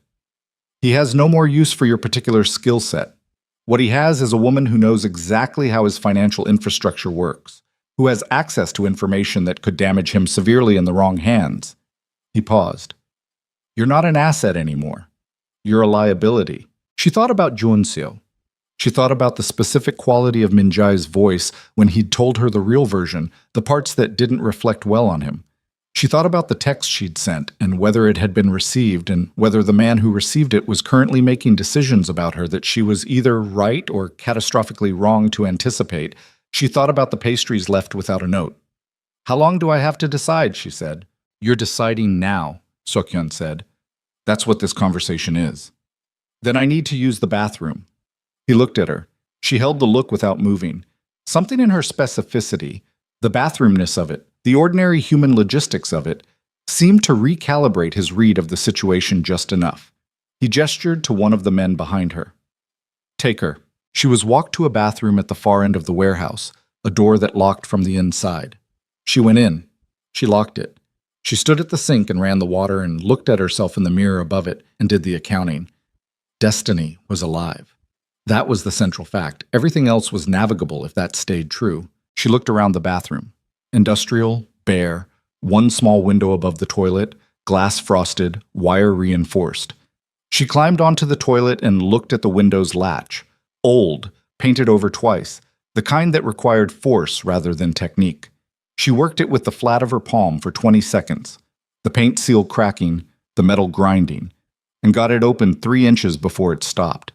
Not enough to go through, enough to be heard from, if the timing was right. She looked at the window. She looked at the door. She thought about what she knew about the building's layout from the approach, from the sight lines she'd cataloged on the walk from the car. One main entrance through the loading dock, one fire door on the east wall that she'd seen as they passed, windows on the north side only. She got down from the toilet. She ran the water again. She looked at herself in the mirror and said quietly, in the voice she used for the things she had to say out loud to make them real, "You are not a liability, you are not a tool, and you are absolutely not going to give him anything." She unlocked the door. She walked back to the chair. She sat down. "I need more time," she said. Seo-kyun looked at her with the patience of a man who had expected exactly this. "You have 5 minutes," he said. "Then I make a phone call and your friend's evening becomes more complicated." She nodded. She sat with her hands in her lap. She breathed. She was counting, not time, distance. The distance between the chair she was sitting in and the glass-walled office where Destiny was. 30 feet, maybe 35. The two men between her and that office were standing at the midpoint, which meant 15 feet to cross before anyone could intercept a direct run at full speed. She was not fast. She was not built for fast, but she was built for leverage, for using what she had instead of what she didn't. And what she had was the specific knowledge that Seok Hyun did not want to hurt Destiny, which meant any action she took toward that office would generate a response oriented around containment rather than damage. She also had the chair. She looked at the chair she was sitting in. Metal legs, the frame of the back joint slightly compromised, the way institutional chairs always were after years of use. She tested it with the flat of her palm against the back, very slightly, enough to feel the give. She looked at the glass wall of the office. She thought, this is the most reckless thing I have ever done in my life. And then she stopped thinking and moved. She came up out of the chair with its full weight already in both hands, turning the pivot into momentum the way she'd turned every awkward physical moment in her life into something she survived rather than something that stopped her. And she did not throw it through the glass wall because that would have taken too long and required too much accuracy.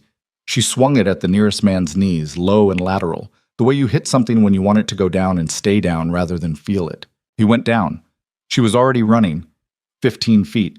She covered it in the suspended, terrible seconds of a person running who knows they are not fast enough and runs anyway. And she hit the office door with her shoulder and her full weight. And it opened. Unlocked. It had been unlocked. He hadn't thought she'd be stupid enough to try this, which was the precise advantage of being consistently underestimated. And she was inside. Destiny was on her feet before the door finished opening. Naya. Window, Nia said. Now. Which one? Destiny was already moving. She'd been planning her own exit, of course she had. Destiny Williams had been planning exits since they were 22 and broke in Detroit. Pointing to the north-facing window, she'd worked loose during the time she'd been sitting here alone, because Destiny's response to captivity was apparently the same as Nia's, immediate, systematic, practical fury. The window was open 3 inches. Nia grabbed the frame and pulled. Her arm shook. The metal ground. Behind her, she could hear the warehouse floor reorganizing itself around the situation. Feet on concrete, voices in Korean, the particular sound of men who had been caught off guard recalibrating. The window gave. Go, Nia said. You first. Destiny. Go. Destiny went. She was smaller, faster. She dropped to the ground outside with a sound that was mostly controlled and partly not. Nia was halfway through the window frame when the office door opened behind her and a hand closed on her left ankle. She kicked, hard. Connected with something that produced a sound from the man behind her that she would not feel bad about later. The grip loosened. She dropped. The ground on the other side was wet gravel, and the impact took her at the knee and the palm of her right hand, and she processed the pain as data, not broken, bruised, continuing, and was on her feet before she'd fully registered falling. Destiny grabbed her arm. They ran. The waterfront behind the warehouse was a working dock, not tourist-facing, not clean, just functional industrial waterfront with the particular midnight geography of cranes and shipping containers and amber security lights that turned the puddles on the ground into small mirrors. They ran through it, Destiny pulling, Nia with her knee already telling her something she was choosing not to hear, and the sound behind them was the sound of pursuit beginning. Then the sound changed. The sound changed in the way that sounds change when the source of them multiplies suddenly, and what was one thing becomes several things. What was pursuit becomes something more like siege. And Nia pulled Destiny behind a shipping container and pressed her back against the corrugated steel and breathed and listened. Engines. Multiple. Not from the warehouse, from the perimeter, from the street side and the dock side simultaneously. A coordinated arrival that was moving toward the warehouse rather than away from it. And she heard, over the sound of her own heartbeat, the very specific acoustic signature of armored vehicles doing work they were designed for. Destiny pressed against her. What is that? Nia closed her eyes for 3 seconds. She opened them. That, she said, and her voice came out steadier than she had any right to expect, is the answer to a text message. The warehouse exploded into light first. Searchlights from vehicles she couldn't see. flooding the building's north face with the particular brutality of tactical illumination. Then sound. The loading dock door going in, not opening, going in.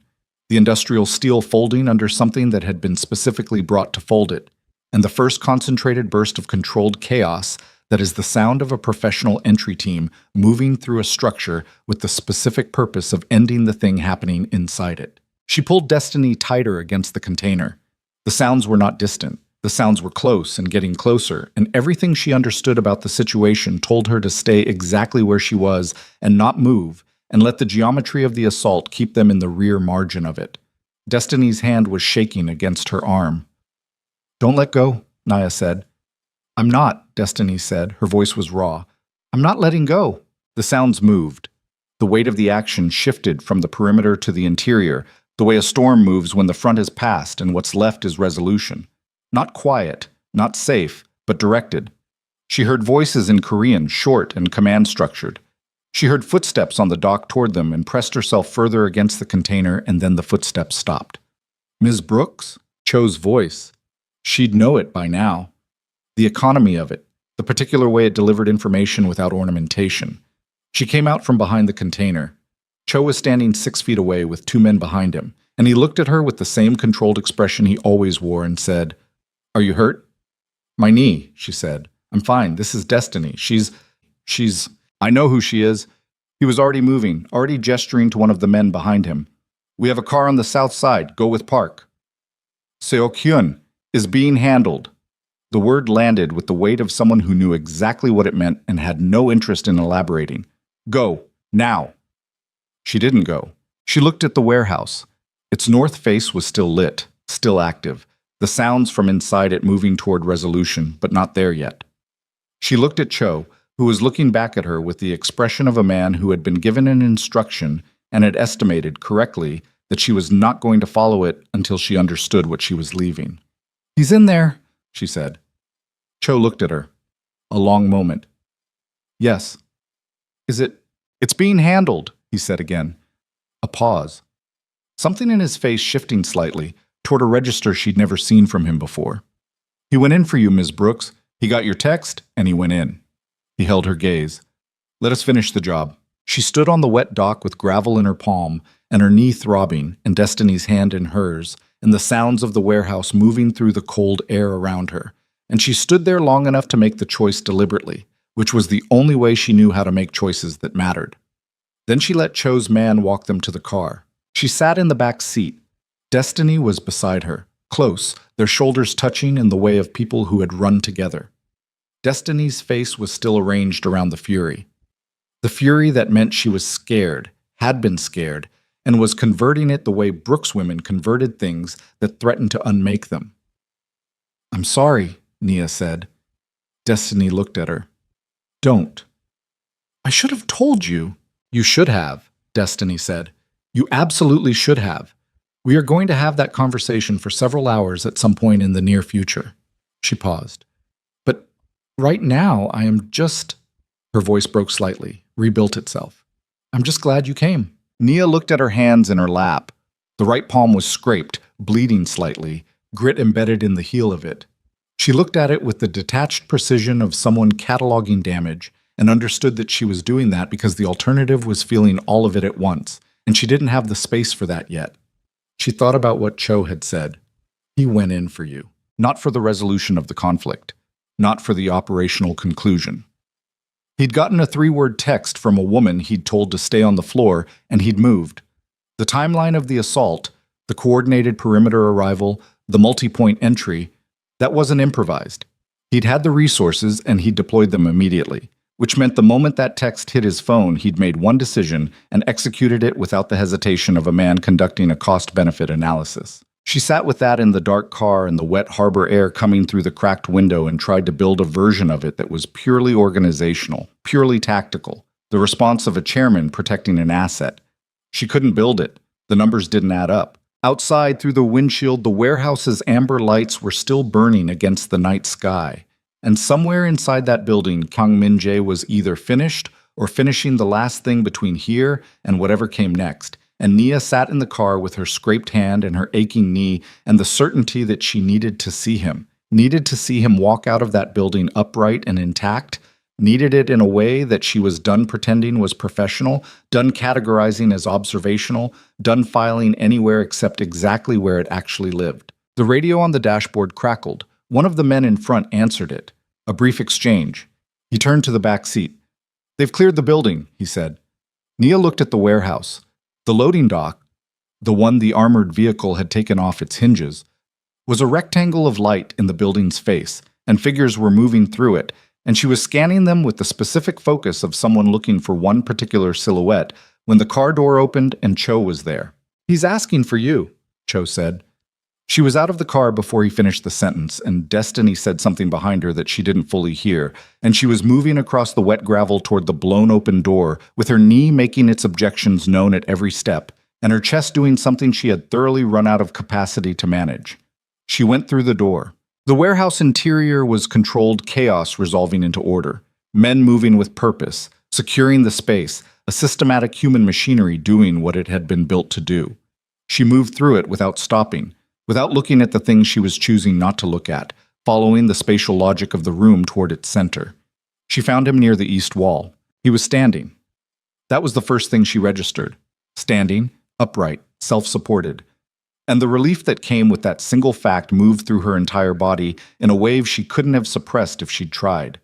He had blood on his left arm, his jacket gone, his shirt sleeve torn and dark at the upper arm with something she'd assess in a moment, and there was a cut along his jaw that was going to bruise dramatically, and his hair was wrong in the way it gets wrong in a fight, and he was looking at her from 12 feet away with an expression she had never seen on his face. Not controlled, not compressed, not the chairman.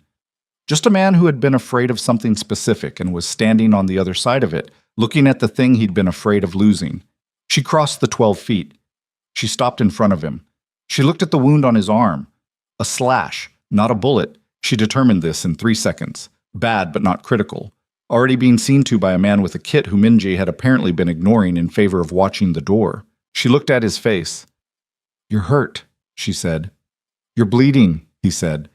His voice was different. She'd never heard it at this pitch before. See? Still low, but stripped of its usual architecture. The controls still there, but barely. Present through effort rather than instinct.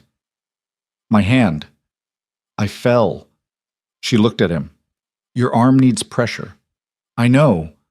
"Then let him—" She gestured at the man with the kit. "In a minute." He looked at her. Just looked at her, with the specific attention of someone taking inventory of a thing they weren't certain they were going to have. "Are you all right?" "Yes." "Your friend?" "She's in the car. She's fine. She's angry at me, which means she's fine." He exhaled. It was not a large exhale. It was the compressed release of someone who had been holding a specific kind of pressure since the moment a 3-word text arrived on their phone, and now the pressure had somewhere to go. She watched it move through him and felt something crack open in the middle of her chest that she had absolutely no ability to close back up. "Minjae," she said. The name. His name for the first time. In her voice. And she watched what it did to his face. The last layer of the professional composure. The one that had survived everything tonight. The one that had survived 14 years of building a world where he didn't need anything he couldn't secure. She watched it go. He reached up with his uninjured arm, and his hand found the side of her face. And it was not a small gesture, and it was not a managed one. It was the gesture of a man who had stopped managing this particular thing. And she let it happen. She let it happen. His hand was cold from the November air, and slightly unsteady in the way hands are unsteady after a body has run on adrenaline long enough to burn through its own resources. And she felt that tremor against her face, and it told her more about the cost of tonight than any of the blood or the torn sleeve or the cut along his jaw that was already swelling dark at the edge. She put her hand over his, the scraped one, the one with the grit still embedded in the heel of it, and held it there. Neither of them said anything. Around them, the warehouse continued its systematic resolution. Men moving, voices in Korean issuing and receiving instructions, the particular sounds of a space being secured and cataloged. And in the middle of all of it, they stood still, which was its own kind of decision. Then the man with the medical kit cleared his throat with the polite desperation of someone who had been waiting for a window and was not sure how much longer he could professionally defer. Minjae dropped his hand. He looked at her once more with that unguarded expression, not gone, not resealed, just receded to a place that felt different from the controlled distance she'd spent 5 weeks studying. Then he sat on a crate and extended his injured arm and let the man work. She stood beside him, close enough that their arms were almost touching. Neither of them acknowledged this. Cho appeared from across the warehouse with the movement of a man carrying a report. He stopped in front of Min-jae and delivered it in Korean, low and direct. Min-jae listened without expression, asked one question, received the answer. Cho left. "Seokhyun," Naya said. Not a question exactly. "Contained," he said. She looked at his face. "Contained means..." "It means he won't organize another operation against this organization," he said. His voice had returned toward its usual register. Not all the way, but closer. The architecture rebuilding itself the way structures do after the load passes. "He's alive. What happens next is not my decision." She understood this to mean that Seok-hyun's fate had moved into the category of consequences that existed outside Min-jae's immediate jurisdiction, above him, or beside him, or in the hands of people whose names she would never know. She didn't ask further. There were rooms in this situation that were not hers to enter, and she'd made her peace with that geography weeks ago. "His people who took destiny," she said. "They'll be found." No hesitation. All of them. She nodded. The medical kit man finished his work. Pressure bandage, clean, efficient, and stood and went. Min-jae looked at his arm the way you look at something your body produced without consulting you, with the mild detached resentment of the professionally inconvenienced. "Let me see your hand," he said. She held it out. He tucked it, both of his hands around hers, the injured arm working despite the bandage, and looked at the scraped heel of her palm with the same focused attention he brought to financial documents and tactical briefings. He turned her hand slightly to assess the depth. His thumbs were careful in a way that was very different from how careful they needed to be clinically, which she registered and said nothing about. "It's fine," she said. "I know," he said. He didn't let go. She looked at the top of his head, the dark hair, disarranged, the cut visible now from above, a clean-edged thing along his jaw that had bled into his collar and dried there. She thought about how close the geometry of an inch or two could be in a fight. She thought about what Cho had said. "He went in for you." She thought about the 3-word text she'd sent and the speed with which the perimeter response had arrived, and what that speed cost in terms of premeditation and risk, and what it indicated about the decision-making of the man currently holding her hand with his thumbs. "I need to ask you something," she said. He looked up. "Ask." The speed of the response tonight, the vehicles, the entry team, that kind of deployment, she held his gaze. That wasn't reactive. That was organized in minutes. "Yes." "You've had assets positioned around my movements since Seok-hyun made contact with you in the lobby the first time," he said. "Since you came upstairs and told me about the phone call and Junseo." He paused. His expression was direct in a way that had no apology in it, but also no concealment. "I told you I had security arrangements in place. I was less specific than I should have been about what that looked like in practice." She absorbed this. "You had people watching me." "Yes." "Without telling me." "Yes." He held her gaze. "I'm telling you now." She thought about how she felt about that. She ran it through the part of herself that had spent a lifetime being managed by people who thought they knew better. Teachers, employers, men in general. The particular taxonomy of people who made decisions about her life using her as a variable rather than a subject. She ran it through that and found, unexpectedly, that what came out the other side was not the clean anger she would have predicted. What came out was more complicated, because he hadn't used the surveillance to control her. He'd used it to be there when she needed it, at the precise speed that being there required. And he was telling her now, directly, without softening it, which was exactly what she'd asked of him from the first week, and which he'd given her every time she asked for it, even when it cost him something. "I want that to not happen without my knowledge going forward," she said. "All right," he said. "That means you tell me, not after, before." He looked at her steadily. "I understand what it means."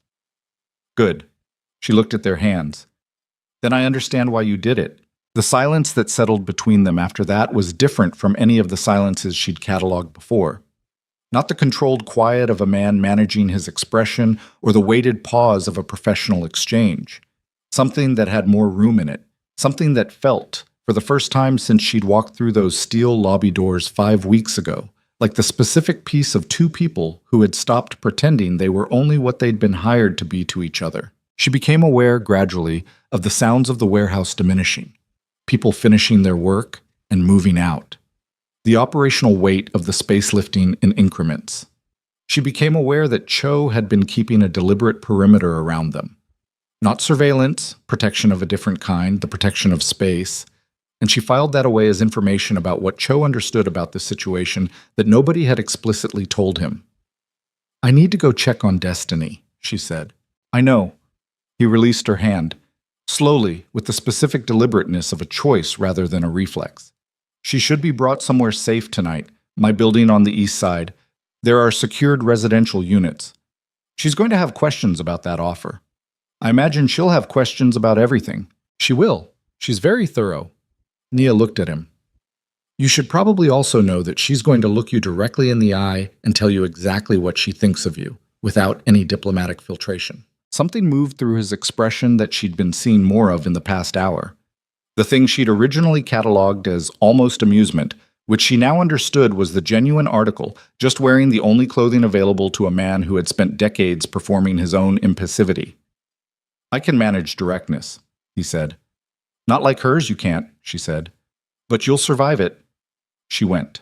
Destiny was outside the car, standing in the dock's amber light with her arms wrapped around herself against the cold, and when she saw Nia coming, she stood straighter and her chin came up in the particular way of someone refusing to cry in front of an audience.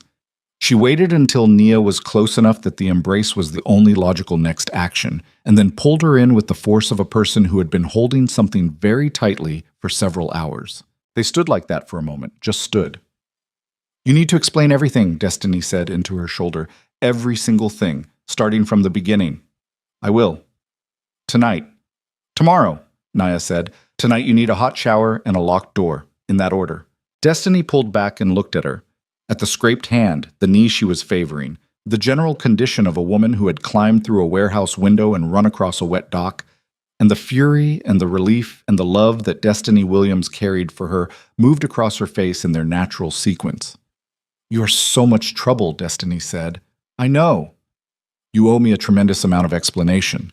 "I know." "And food," Destiny said. "Actual food, not whatever you call the things you eat when you forget to eat." "Tomorrow," Nia said. "I promise." She got Destiny into the car with one of Cho's men and watched the car pull away from the dock and held the breath she'd been conserving since she'd heard Destiny's name on the phone in the elevator. The cold waterfront air moved around her and she stood in it for a full minute before going back inside. The warehouse was nearly empty now. The operational residue of the assault was being systematically removed. Not clean, not sanitized, simply made less present in the way that people who do this kind of work have systems for. She found Min Jae near the east wall again, standing, jacket on now over the bandaged arm, the cut on his jaw cleaned if not treated. He was on his phone, finishing a call in the clipped Korean of logistics, and when he saw her, he ended it. They walked out together. Not side by side exactly. The doorway required filing through sequentially, but with the quality of two people who are occupying the same navigational intention. The dock outside was cold and quiet, the harbor beyond it dark and moving. Cho was by the remaining cars, present and not obtrusively so. They stopped at the water's edge. Not a planned stop, just the natural terminus of walking when there's water in front of you and the night behind you and something unfinished in the air. She looked at the harbor. He stood beside her. The amber lights of the dock were behind them, and the city across the water was its usual brilliant, indifferent sprawl. "I found something else," she said, "before all of this tonight. I didn't get to tell you." He waited. "The subsidiary structure that Sung-ho built for the account diversions? There's a fourth layer I didn't include in the report because I couldn't fully document it in time." She looked at the water. "It's clean now. The access codes were changed when you removed him, but it existed, and it connected to an external account in Seoul that I think predates his arrangement with Seok-hyun by several years." She paused. "It means he was hedging before Seok-hyun, building an exit before he even started the betrayal." Min Jae was quiet. "He was planning to leave," she said, "the whole time. Everything he built for you, he was building a door out of simultaneously." She looked at him. "I thought you should know that part. Not for the investigation." The investigation is closed, just because you deserve to know the whole shape of it. He looked at the water. His jaw was tight in the way she'd come to recognize as something other than anger, the expression of a man processing weight rather than resisting it. 22 years, he said. I know. My father trusted him. I know. The silence was not uncomfortable. She'd stopped finding his silences uncomfortable around week 3, when she'd understood that they were not absences but presences, that he was more in them than out of them, that the quiet was where he actually lived. The organization, he said, what I run, the things you've understood about it over these weeks. He looked at her finally, directly. You've never pretended it was something else. No. Most people either pretend it's worse than it is or pretend it's legitimate. He paused. You've looked at it as it is. I've looked at it as it is, she agreed. Does that... He stopped, started differently. I'm asking what you want, going forward. That's not a question I'm accustomed to asking. She understood what the question actually contained. It wasn't about her employment terms or her role or her security arrangement. It was the question that had been building in the space between them since a man in a ruined shirt had looked at her in a hallway and said 2 words that weren't anger and weren't dismissal and weren't anything she'd been prepared for. She thought about Detroit, about the particular discipline of growing up in a house where love was present but resources were not, where you learned early that wanting things you couldn't name was less useful than doing the work in front of you. She thought about 4 failed jobs and a student loan statement and an apartment in Brooklyn that she'd been using primarily as a location to sleep between working. She thought about what it felt like in 5 weeks to have her work matter in a way it never had before. Not just competent, not just adequate, but genuinely, consequentially necessary. And then she thought about pastries left without a note, about a man who had said why not in a voice that was asking a real question, about the look on his face in this warehouse tonight, stripped of all its professional architecture, just a man standing on the other side of something he'd been afraid of. I want to keep doing the work, she said. The analytical work. I'm good at it, and it matters here in ways it didn't matter anywhere else. She paused. And I want whatever else is happening to happen without either of us pretending it isn't. He looked at her for a long moment. That's a precise request. I'm a precise person. I know. Something in his face, not the almost amusement this time, something quieter, something that sat deeper. I should tell you that I don't have a framework for this, for whatever else is happening. I've spent a long time building systems that don't require it. I know, she said. I'll make errors. So will I, she said. I've been making errors since I walked into your building. You haven't fired me yet. The thing in his face went somewhere fuller, not quite a smile. His face wasn't built for uncomplicated smiles. There was too much in the way. But the precursor to one, the structural suggestion of a man who had been reminded that warmth was a thing his body still knew how to do. No, he said. I haven't. He reached over and tucked her scraped hand inside his. Not the careful clinical hold from earlier, but the simple practiced ease of someone who has decided to stop holding something at arm's length. His fingers were warm now. The cold worked out of them, and she turned her hand over and held his back. They stood at the water's edge in the November dark. The harbor moved. The city lights made their usual promises across the water, indifferent and gorgeous. Behind them, the warehouse stood with its blown-in door, and somewhere in the middle distance, 2 cars carried the remnants of the night's damage toward their respective resolutions, and the Hanuel Syndicate, present and intact on the other side of its own most serious internal rupture, continued its operations in the 1,000 invisible ways that complex organizations continue their operations when the crisis is over and the daily machinery reasserts itself. The next morning came the way mornings always come after the nights that change the shape of things. Not gently, not with ceremony, just incrementally lighter, the dark becoming gray, becoming the specific pale blue of November dawn over the East River. Nia sat at the kitchen table in the secured East Side unit with a cup of coffee and her laptop and the final version of the consolidated report, which she'd finished at 2 in the morning because her brain had refused to rest until the document was complete. The unit was not hers. She'd need to go back to Brooklyn, need to have the long conversation with Destiny that had been deferred, need to make practical decisions about living arrangements in the context of a situation that had irrevocably changed the terms of her daily safety calculus. These were real problems that required real logistics, and she would address all of them. Currently, she was looking at the report. 14 months, 47 transactions, 3 corrupt captains and 1 CFO, with 22 years and an exit plan. A subsidiary network that had moved a significant portion of the Hanuel syndicate's port revenue sideways over more than a year. The complete structure, documented, sourced, evidenced to a standard that required no interpretation and left no ambiguity. She'd built it. Piece by piece, starting from a pattern she wasn't supposed to find in a document she'd been asked to route rather than read. Working through access tiers and routing codes and archive records in the focused, slightly manic state of someone for whom patterns were not optional, whose brain simply would not permit an unresolved sequence to remain unresolved. She looked at what she had built and felt the particular satisfaction of work completed at its full depth. Not pride exactly, she was too constitutionally practical for uncomplicated pride, but something adjacent to it. The satisfaction of having done the thing as well as it could be done and having been in a position to do it at all. Destiny emerged from the bedroom at 7:15 in borrowed clothes and the expression of a woman who had slept but not enough, carrying the accumulated weight of yesterday the way you carry things you need to eventually set down. She looked at Nia. She poured herself coffee. She sat across the table. "Okay," she said. "Okay," Nia said. "Start from the beginning." So Nia did.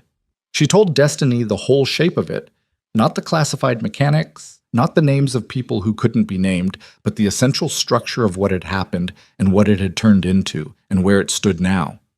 She told it plainly, in the way she told things that mattered, without performance or softening, watching Destiny's face move through its full range of responses: fury, disbelief, fear, more fury, and finally the particular expression Destiny wore when she was revising her understanding of a situation and finding the new version more complicated than the one she'd arrived with. When Nia finished, Destiny was quiet for a moment. "The man who runs it," she said carefully. "The one who went into the warehouse. Min Jae. What is he to you?" Nia looked at her coffee. She looked at Destiny. She decided to give the honest answer because Destiny always knew the difference. "I don't have the right word for it yet," she said, "but he's something." Destiny looked at her for a long time with the deep, calibrating attention of a woman who had known her since they were 22 and had watched her navigate a world that kept trying to make her smaller than she was. The look contained 1,000 things, most of them complex, and at the end of it, Destiny said slowly, "You look different." "Different how?" "Like someone who has been seen." Destiny paused. "Like someone who stopped waiting to be." Nia sat with that. It landed somewhere real, somewhere that had been waiting for exactly that pressure, and she let it land rather than deflecting it, which was itself a kind of difference. "Yeah," she said quietly. "Maybe." Destiny picked up her coffee. "He better not hurt you." "I know how to handle myself." "I know you do," Destiny said.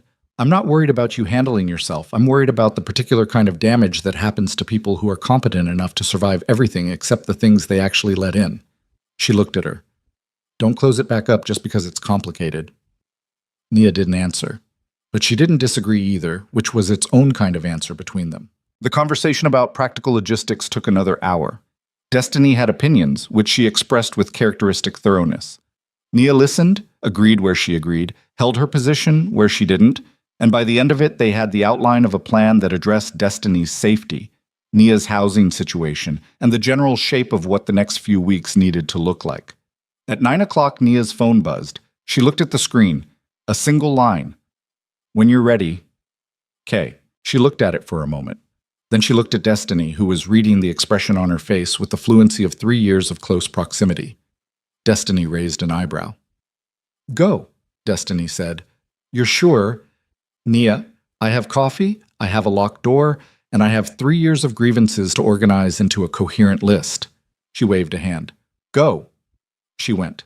The building on 55th had the same polished steel doors and the same doorman and the same elevator that now responded to her biometric profile without requiring anything from her, which she noted as a change from 5 weeks ago when she'd stood in the lobby without a key card and taken a temporary access chip from a man with wire-rimmed glasses who counted her lateness. She rode to 13. She walked through the outer office past Seo, who said, "Good morning," with the precise warmth of someone who had expanded their professional register overnight, and knocked on the double doors. "Come." The office was the same as it had always been. The corner windows showed a pale winter morning over Park Avenue. The desk was uncluttered. The shelf of red books ran along the inner wall, the cracked spines visible from the door. He was standing at the window, his default position, his thinking position, and he turned when she entered. The cut on his jaw was bruised this morning, a dark stripe below the bone. His arm was in the bandage under his shirt. She could see the slight change in the sleeve's line. He looked like what he was, a man the day after a fight, wearing it without apology or performance. She looked like what she was too. Scraped hand, favored knee, the clear-eyed, slightly stripped-down quality of a person who has been through something and is standing on the other side of it with fewer protective layers than they arrived with. They looked at each other from across the room. "Destiny," he said. "She's all right.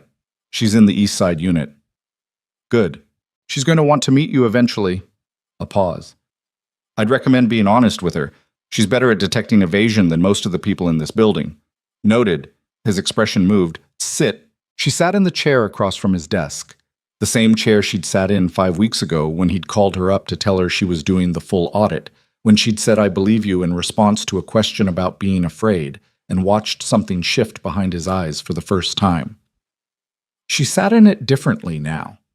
Not because the chair had changed, because she had, not in the fundamental ways, not in the things that were structural to who she was, but in the layer that governs how a person occupies space, how much room they permit themselves in a room that isn't theirs by any conventional standard. He came and sat across from her. He put a folder on the desk between them. She looked at it. "Employment contract," he said. "New terms.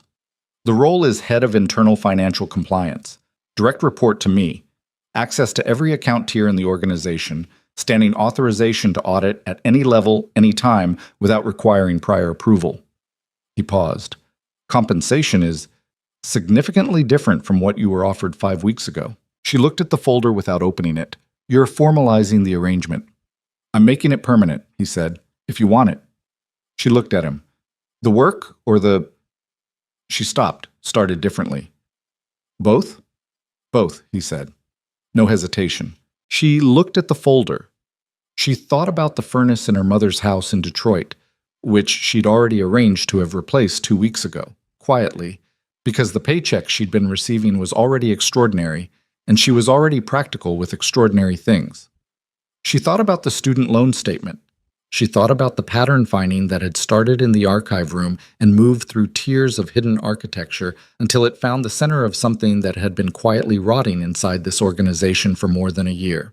She thought about what it felt like to do work that was seen, that was necessary, that moved through its consequences in real time and changed real things. She thought about the water's edge last night and the weight of his hand and Destiny's voice saying like someone who stopped waiting to be. She opened the folder. She read the contract. She read it completely, every clause, with the focused attention of someone who understood that documents said true things if you read them correctly.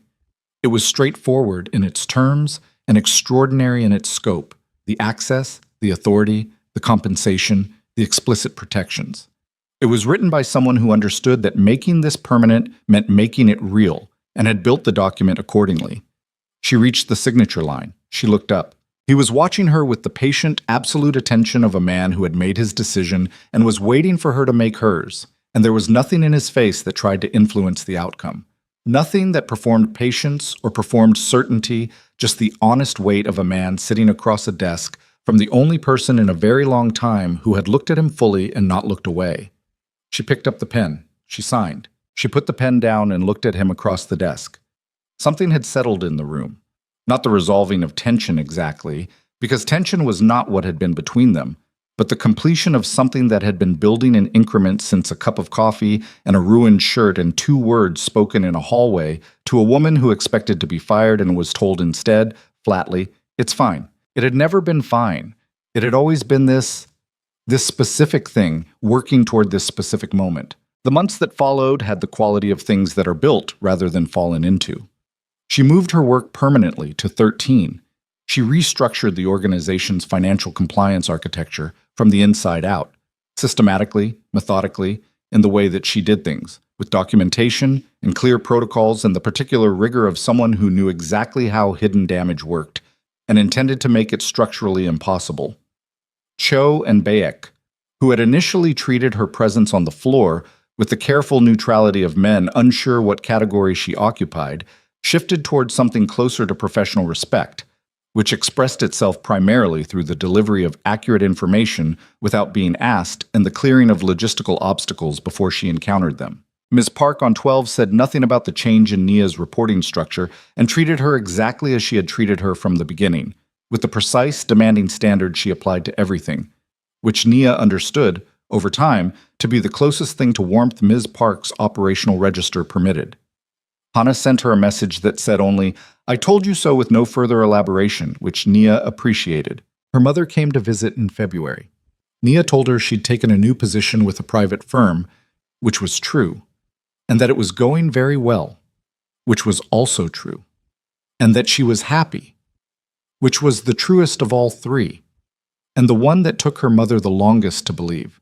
Not because she doubted her daughter, but because she knew her, knew the particular way Nia had moved through the world since she was small, competent, careful, holding everything slightly away from the center of herself as a form of protection. Her mother sat in the East Side apartment that Nia had now made genuinely hers. Her books on the shelves, her Detroit Tigers mug in the cabinet, Destiny's voice through the wall on Sunday mornings, and looked at her daughter for a long time with the specific assessment of a woman who had raised her from nothing and knew every version of her face. "Something's different," her mother said. "I know," Nia said. "Good different." "Yeah, Mama, good different." Her mother looked at the apartment, the quality of it, the security of it, the evidence it contained of a life that had found its level, and then looked back at her daughter, and the expression on her face was the one Nia would keep the longest afterward. Not surprise. Something more specific than that. Something that looked like a mother watching the things she raised become completely, finally, irrevocably itself. In the spring, on a Tuesday that had no particular significance on the calendar, Min-jae stopped at her workstation on his way back from a board meeting and placed a white paper bag on the corner of her desk without speaking. Inside were 2 honey butter pastries from the Korean bakery on 53rd. She looked at the bag. She looked up at him. He was already moving toward his office, and his face gave nothing, which meant everything, which was the language she'd been learning since day one and was now fluent in. She ate both pastries. She went back to work. The Hanuel Syndicate remained what it was. Powerful, complex, morally unambiguous in the categories that mattered, and deeply ambiguous in the rest.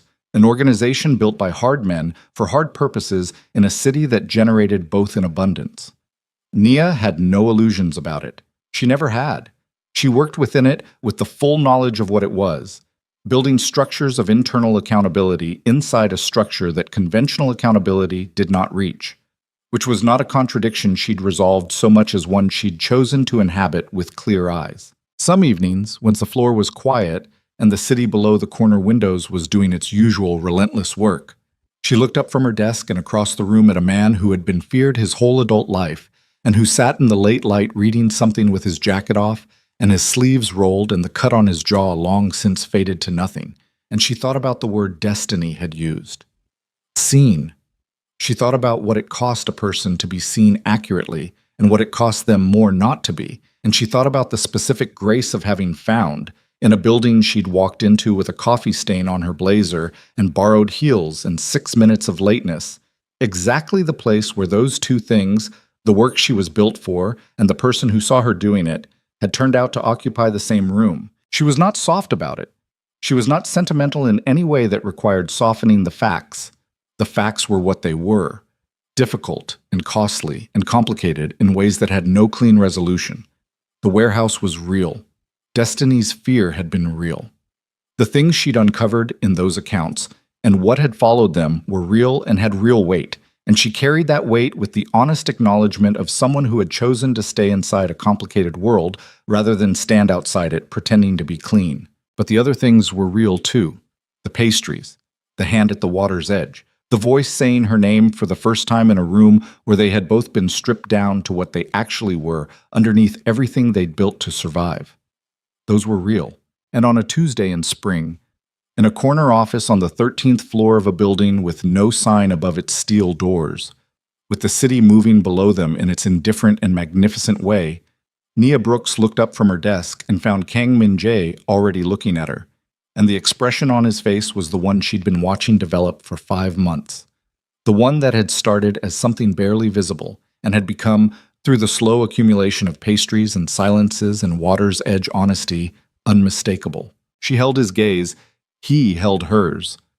Outside, New York did what New York does. It moved, it pressed, it demanded. It generated the constant, beautiful noise of a place that has never once in its history stopped to ask whether the people inside it were ready. They were not entirely ready. They were exactly ready enough. That was all it ever took.